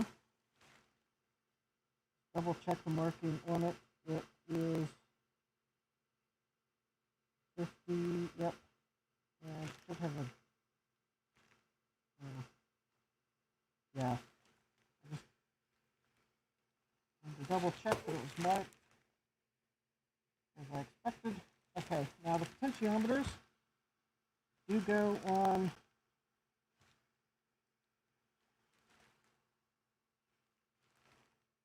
okay. Again.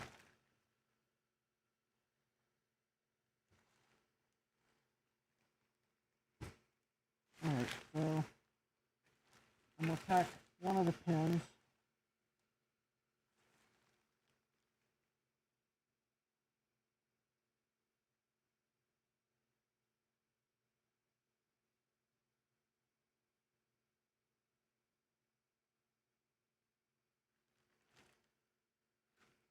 Let me get this pin here.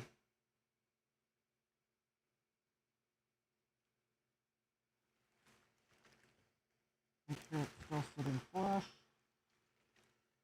And then for these big holes, I like to use a slightly thicker solder. Makes it just a little easier to fill the hole.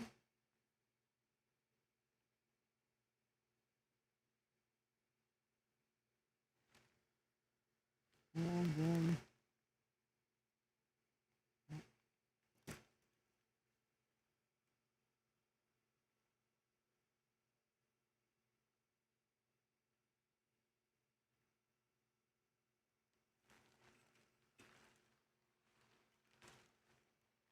because it is a mechanical attachment point, so want to make sure you get it soldered good so that it's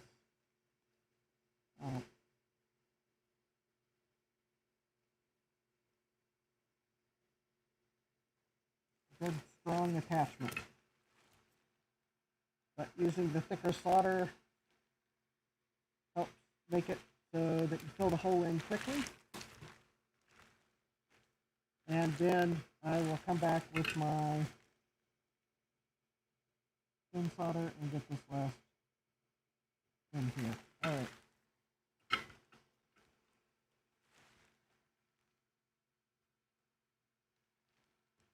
Oh, that's a good plastic there. Oh well. Okay, potentiometer's on. Now it's time for capacitors.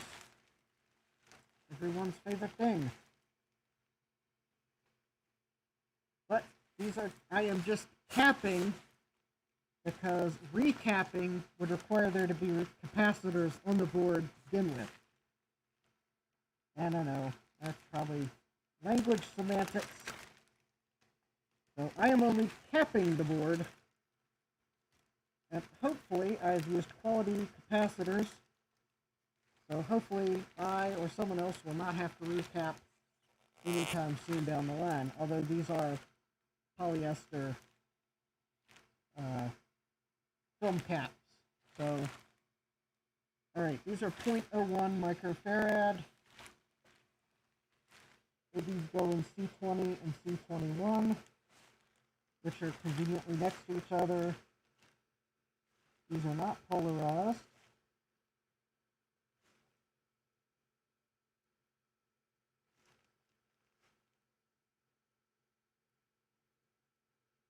So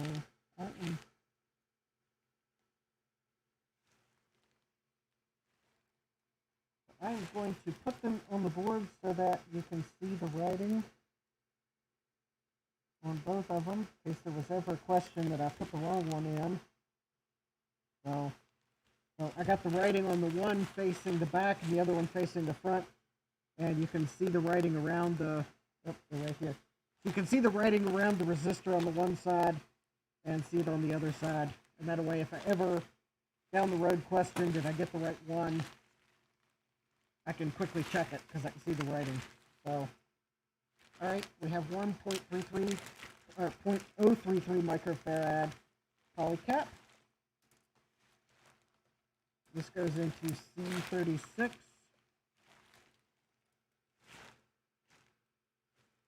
So C36 is here.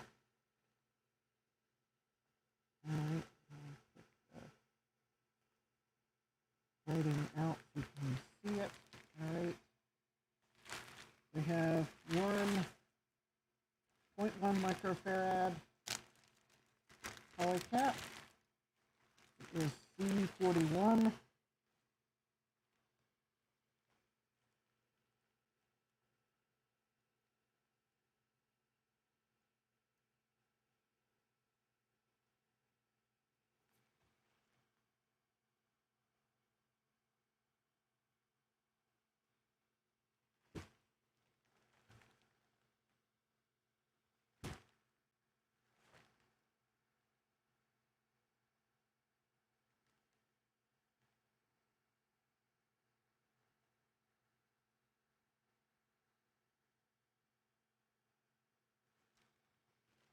Actually, I think I probably should solder these because that one's wanting to fall out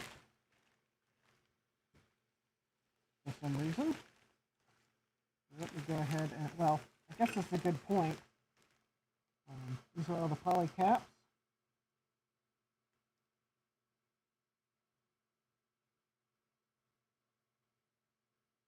The next one on the list is an electrolytic, so I guess this now's as good a time as any to solder what I have on the board.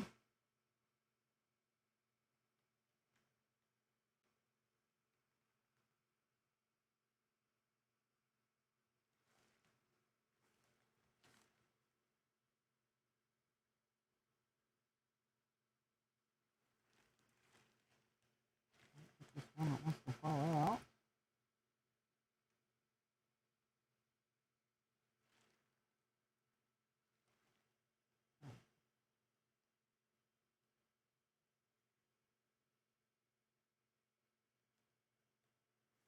And one more.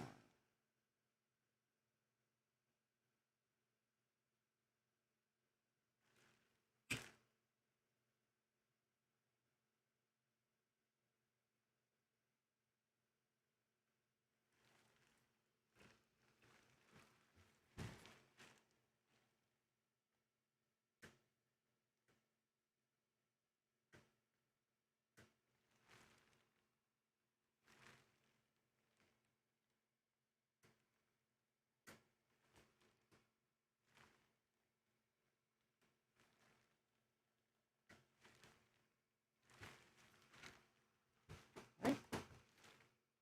All caps are in. Oh, that one.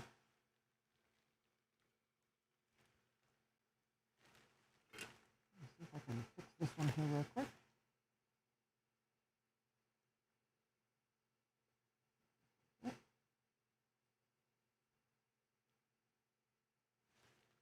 There we go.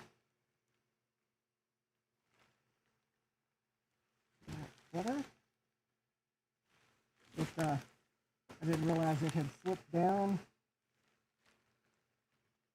And now it should be looks better on the top.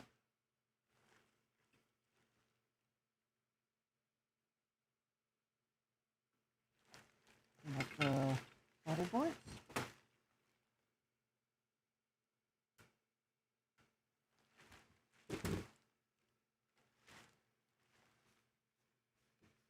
All right, there we go. I slipped up too. Change that one.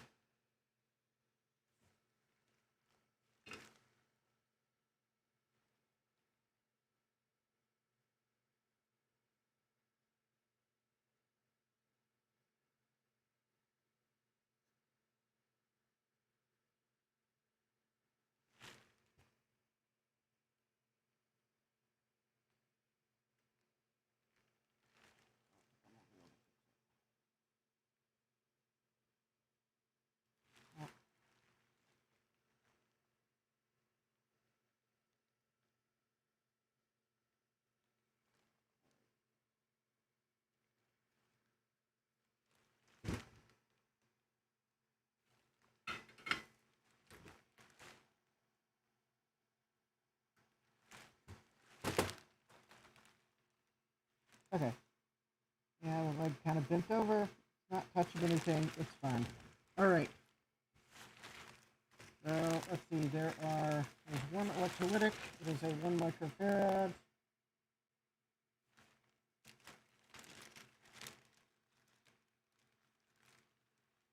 And it is C38. Right, this one is polarized.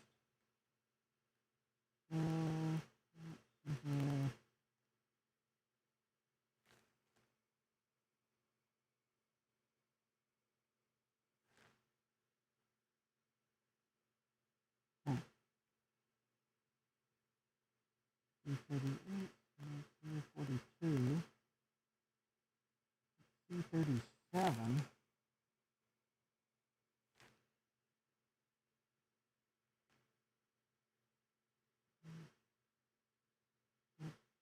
Forty, 45, 44.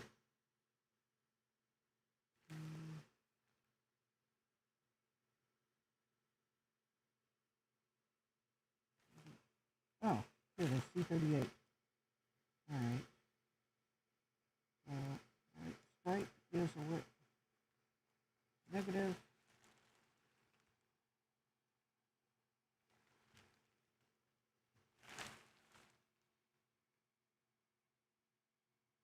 Oh, okay. There are more electrolytics. Alright. We have one microfarad tantalum capacitor. It is C42. And unlike electrolytics, the stripe is on the positive on a tantalum cap. So do mind the stripe. As I like to call tantalum caps temper tantrum caps, because they will throw a fit if you put them in wrong.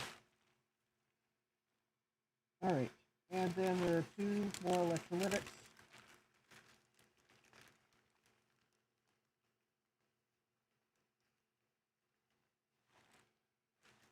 They are 10 microfarad.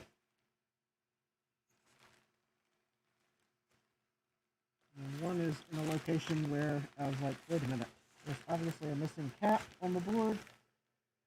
So there's a C37. And amongst these parts here.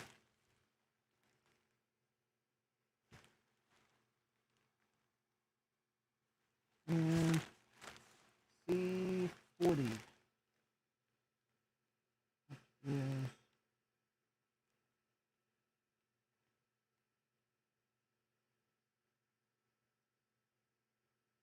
should be close by.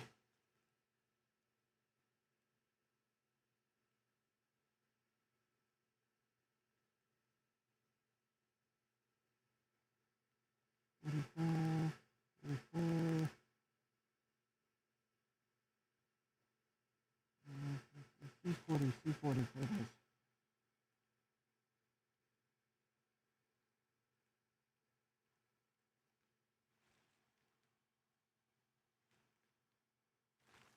All right. I'll go ahead and solder these capacitors.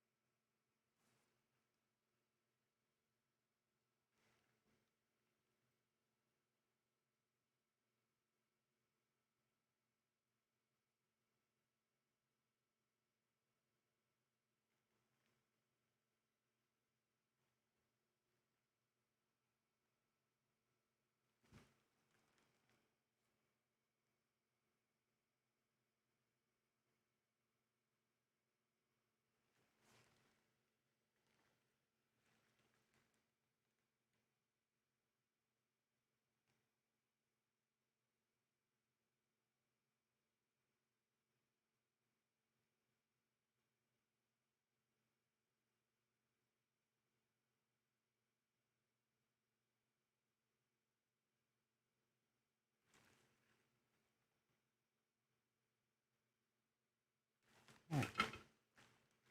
Let's see. 1, 2, 3, 4. 1, 2, 3, 4. Yep. All right. Soldered all the capacitors.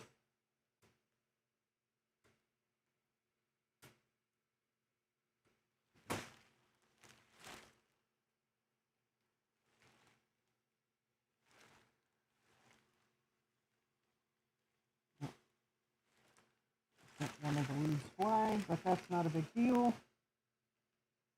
Well, because it landed on the table, but I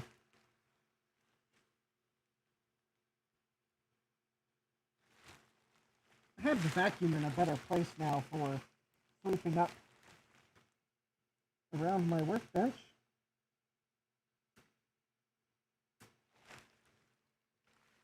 In fact, actually, there were a couple of component leads on the floor that I found while I was sweeping.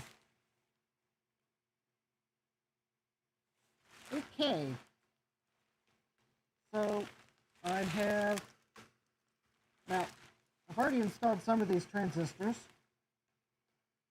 Q1, Q2, Q3, and Q4 are already installed. So I only need... This section has 3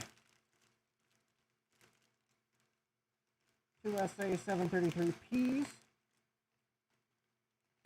So I just need to put the one more.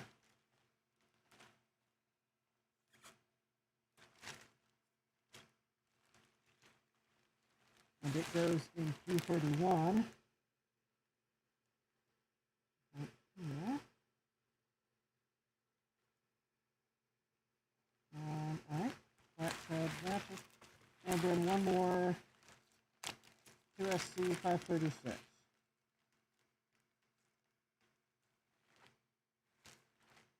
Which I'm hoping I don't need too many more of them because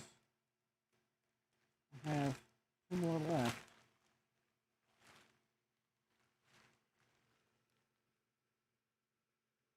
I think I ordered some transistors that are equivalent. But I was wanting to use these, the actual parts that are called for where I could.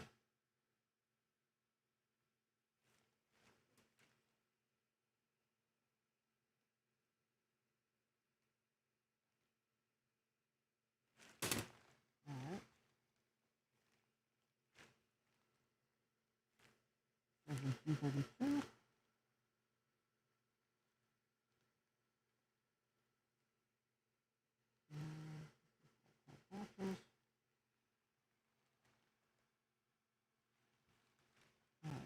unlike the other parts, these are older components.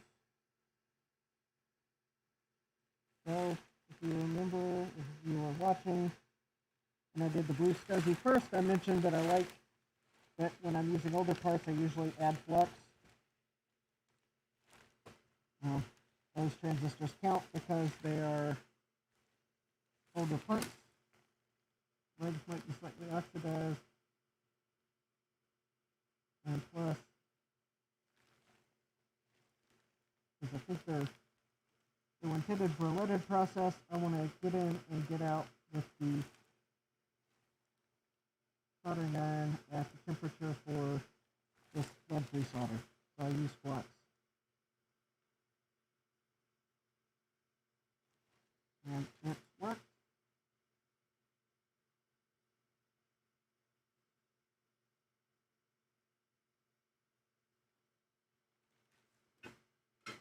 All right.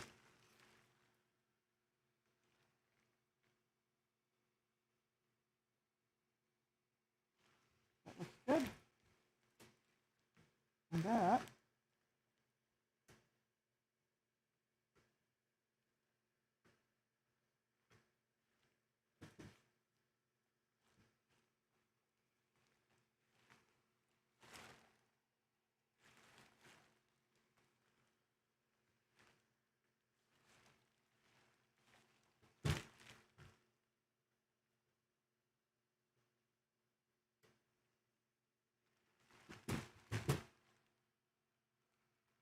right.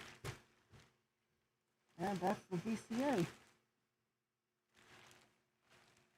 I've already put the 6110 on it.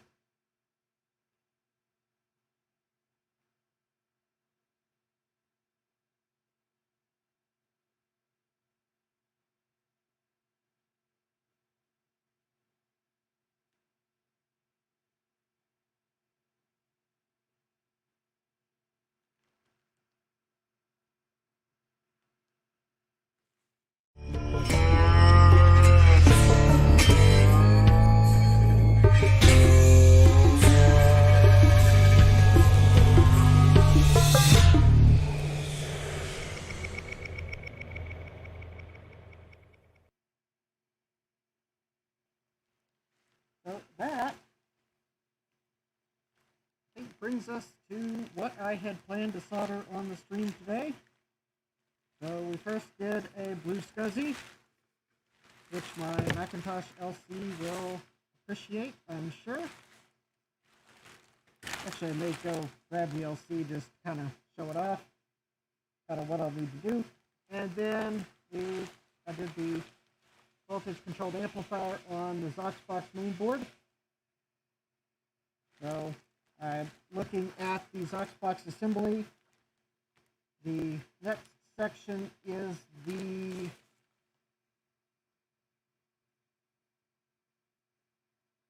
headphone and mixer circuit, which I don't have parts set aside for, but just kind of looking at the time and the fact that I need to put candy in bags for the kids, because I'm not exactly sure when the trick-or-treaters are coming around in our neighborhood.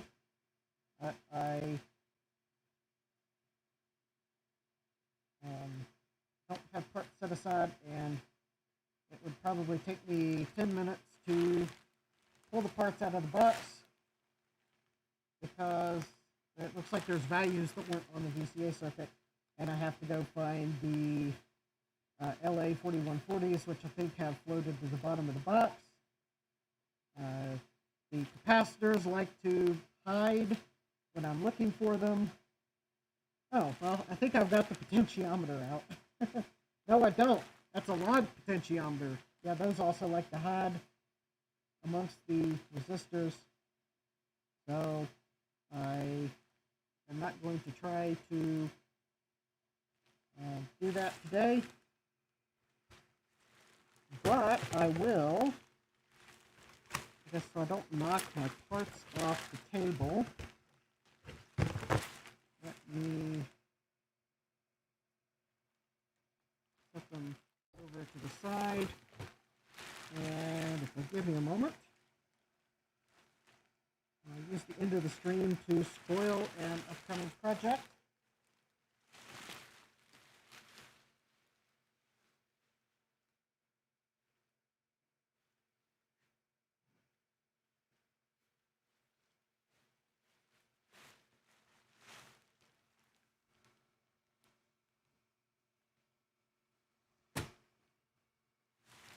It's beige.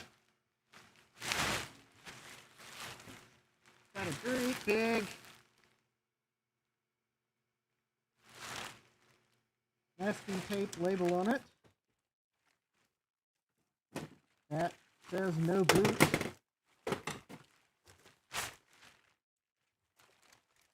I'm actually I don't have a monitor adapter for it, but the nice thing is, though, it does seem to be in decent shape for its age. Of course, granted, I did look at the eBay auction listing pretty carefully. So, I mean, it's a little yellowed. Actually, not too badly yellowed, though. The front.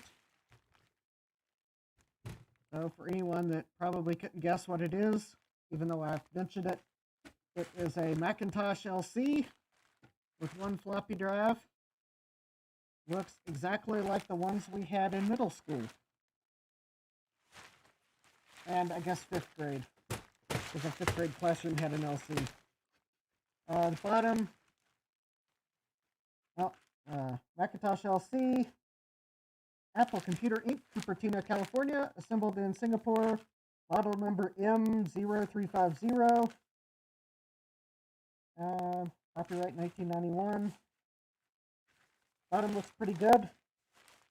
Got a serial number on it. Not going to worry about hiding that if you can read it, because I'm not worried about someone trying to iCloud activate this computer. On the back, got the standard ports on an LC. I don't have the case snapped on all the way. Monitor, printer, modem, SCSI, local talk, speaker, and microphone. It didn't have an expansion card in it, and luckily the plate's still there. And we'll open it up, which is easy because I don't have the cover snapped on. And, well, I guess, luckily, the top is in good shape.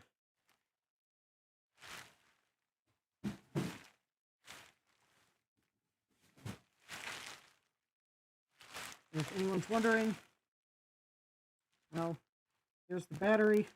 I pulled it out. Now, remove those batteries or they'll explode at some point. Luckily, this one had not exploded. I have it set aside so that I can humanely dispose of it. Yeah, the battery cover's there. I just have it set aside on my desk. So looking at the inside, we have actually, I have not done any cleaning on it. It looks fairly clean at first glance. It's got a TDK power supply, one floppy drive. The floppy drive looks pretty clean. Quantum Pro Drive LPS. I believe that is a 40 megabyte hard drive. I do not know if it works. I've got a VRAM sim. I suspect it's just a 256K VRAM sim. And then there's two 30-pin memory sims. I believe the LC has 2 megabytes on board. And I suspect these are probably at most 1 megabyte sims.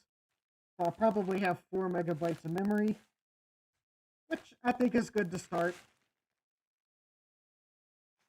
And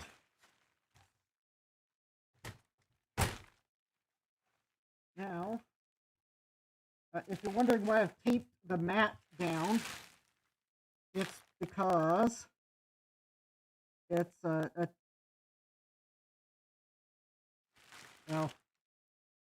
it's to help me. I taped it down to help me position things in frame with the camera because the camera's not square to the table, or my overhead gantry has become unsquare with the table, or more than one of the above. But you might start to be able to see the problems with this board. The ravages of time have not been totally fair to this computer. In case you can't see just yet, I think I can zoom in a little further and it will still focus. And, oh, too far. There we go. Yep, if you're kind of seeing the top of the AMD logo there on the SCSI chip, you're probably now seeing that, yeah, all is not good in capacitor land here. I believe that is capacitor juice. I think there's capacitor juice on that chip. I think there's capacitor juice around this chip. And then there's definitely a haze around all of these electrolytic capacitors on the board. I can see it from this angle that the board looks different here, and I think that's just where all of the capacitors have leaked. And it kind of looks like the computer might have been stored sitting sideways, just because, oh, there we go. Ah, there you go. Now I think you can kind of see just the way this the electrolyte from the capacitors is on the board. I think it was stored upright, because it looks like it's kind of washed down the board some. But yeah, now you can kind of see a really good sign of that is not where I've cleaned the dust off. That is the electrolyte from those electrolytic capacitors. Now, the good thing is, at least on the surface, this looks repairable. And that's why I decided to, I bid on this one and won it, obviously. If I didn't win it, I wouldn't have it. I think the starting bid on this was $29.99. It was a seller, I think in Washington State. And I won it for $31.49. So I was the second bidder, but the first bidder had only bid the opening bid. I bid more than that. I think I bid like $40 or something like that. And the reason I was willing to spend a little to buy this one is because the battery had not exploded. Because I could see in the picture that the battery had not leaked at all. I was able to tell that the electrolytic capacitors had leaked, but the things in the board look good. I don't think they've done much damage, so I think it's repairable, even with my meager surface mount skills.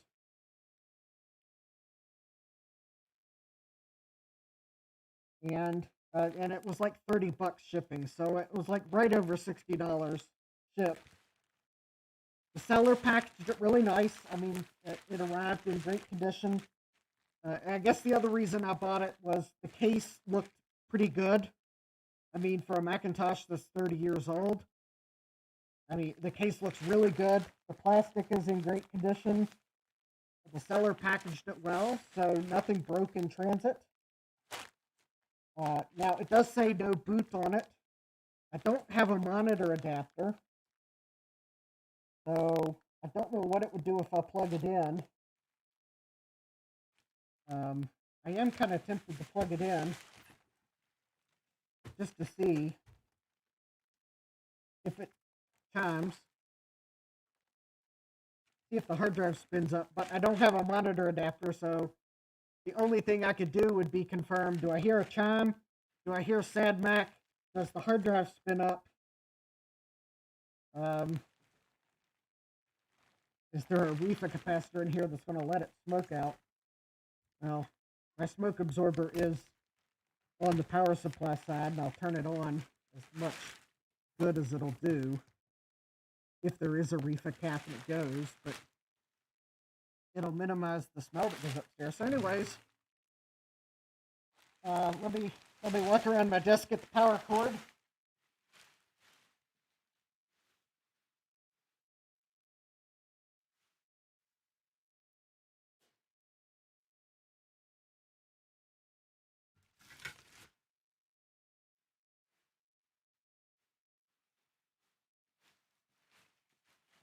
Yeah, I guess I just realized this logic board is not blue, so forgive me for that. But what would be a Breaking Bad themed stream if I don't cook something? Although in this case, cooking would be bad if I cook something here. All right. I'll plug the power in. And turn my smoke absorber on. All right, let's see what happens. Oh, wait a minute.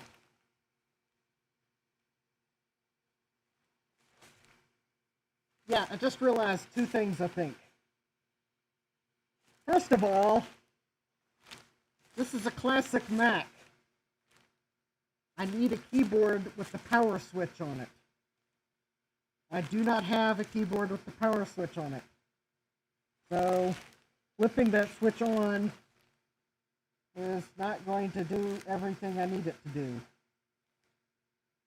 And yeah, I probably will need to put the PRAM battery back in too.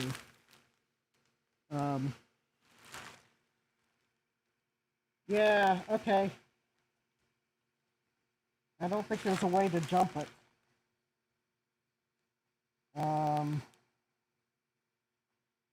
Yeah, I think I'm gonna need to get the keyboard.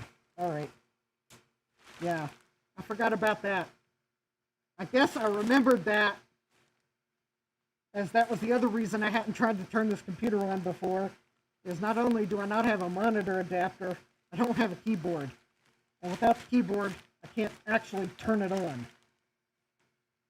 Granted, I think the LC requires the PRAM battery to turn on, or at least maybe, I don't know, maybe it doesn't.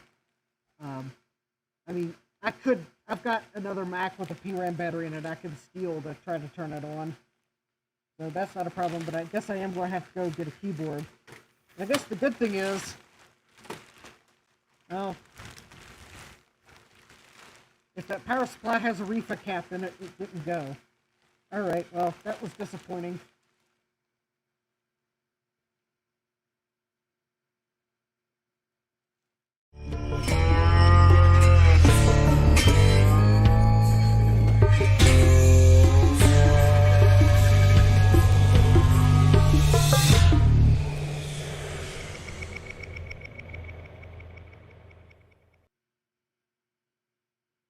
Yeah, I'm going to get all the use I can out of that animation I bought off Fiverr.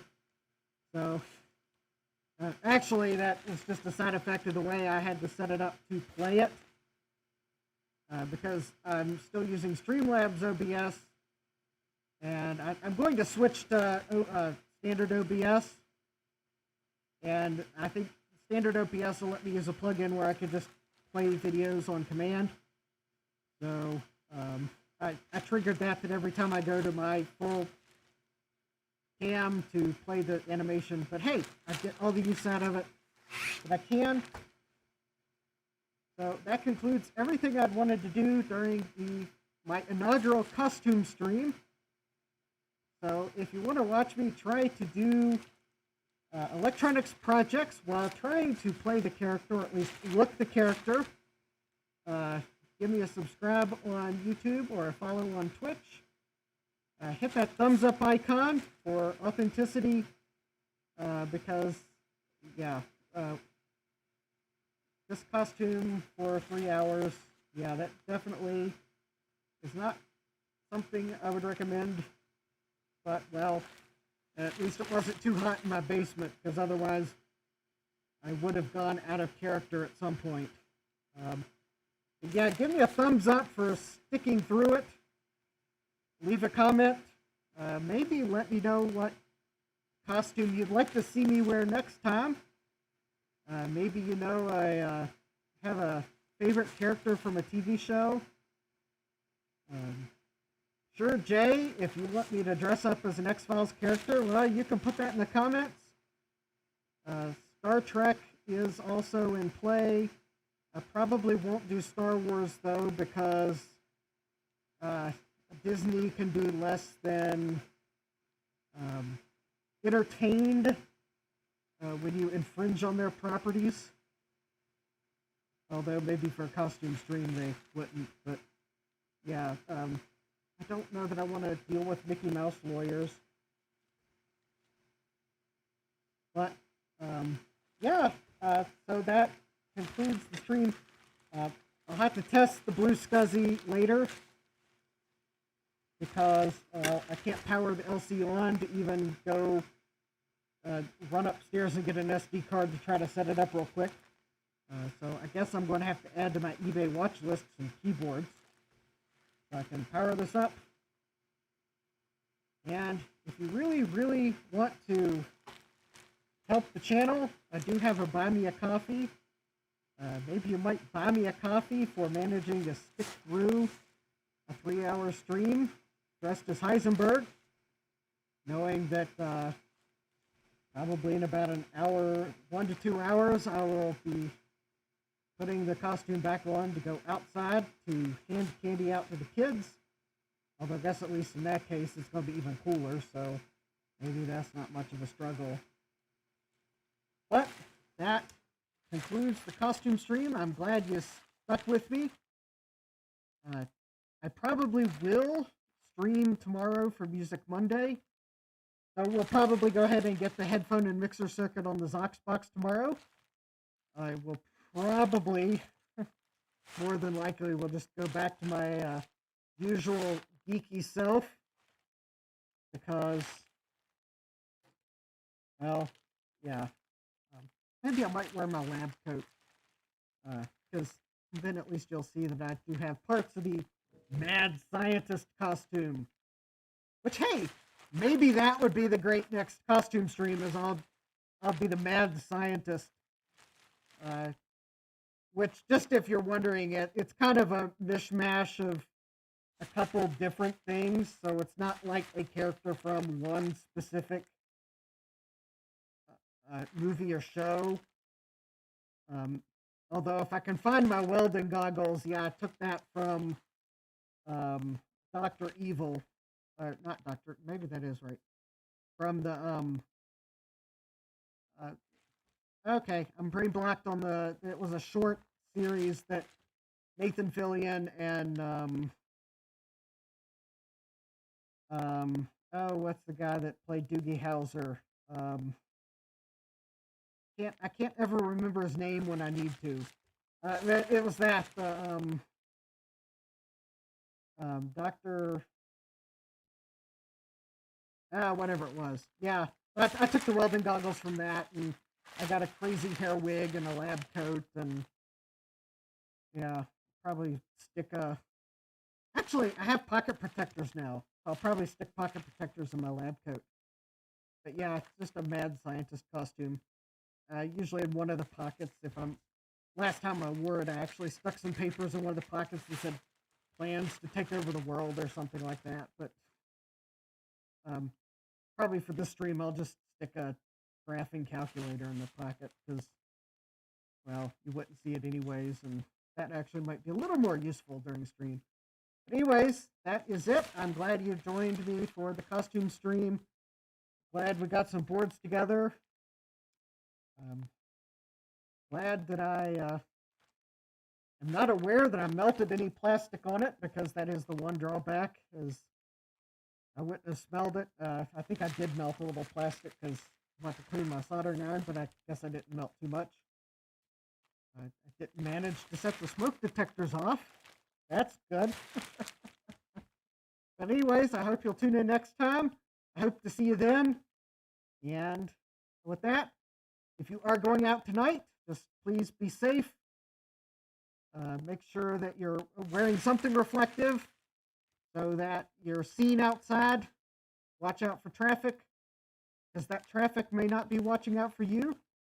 Because I want you to be safe so that you're able to join us next time. So, bye for now.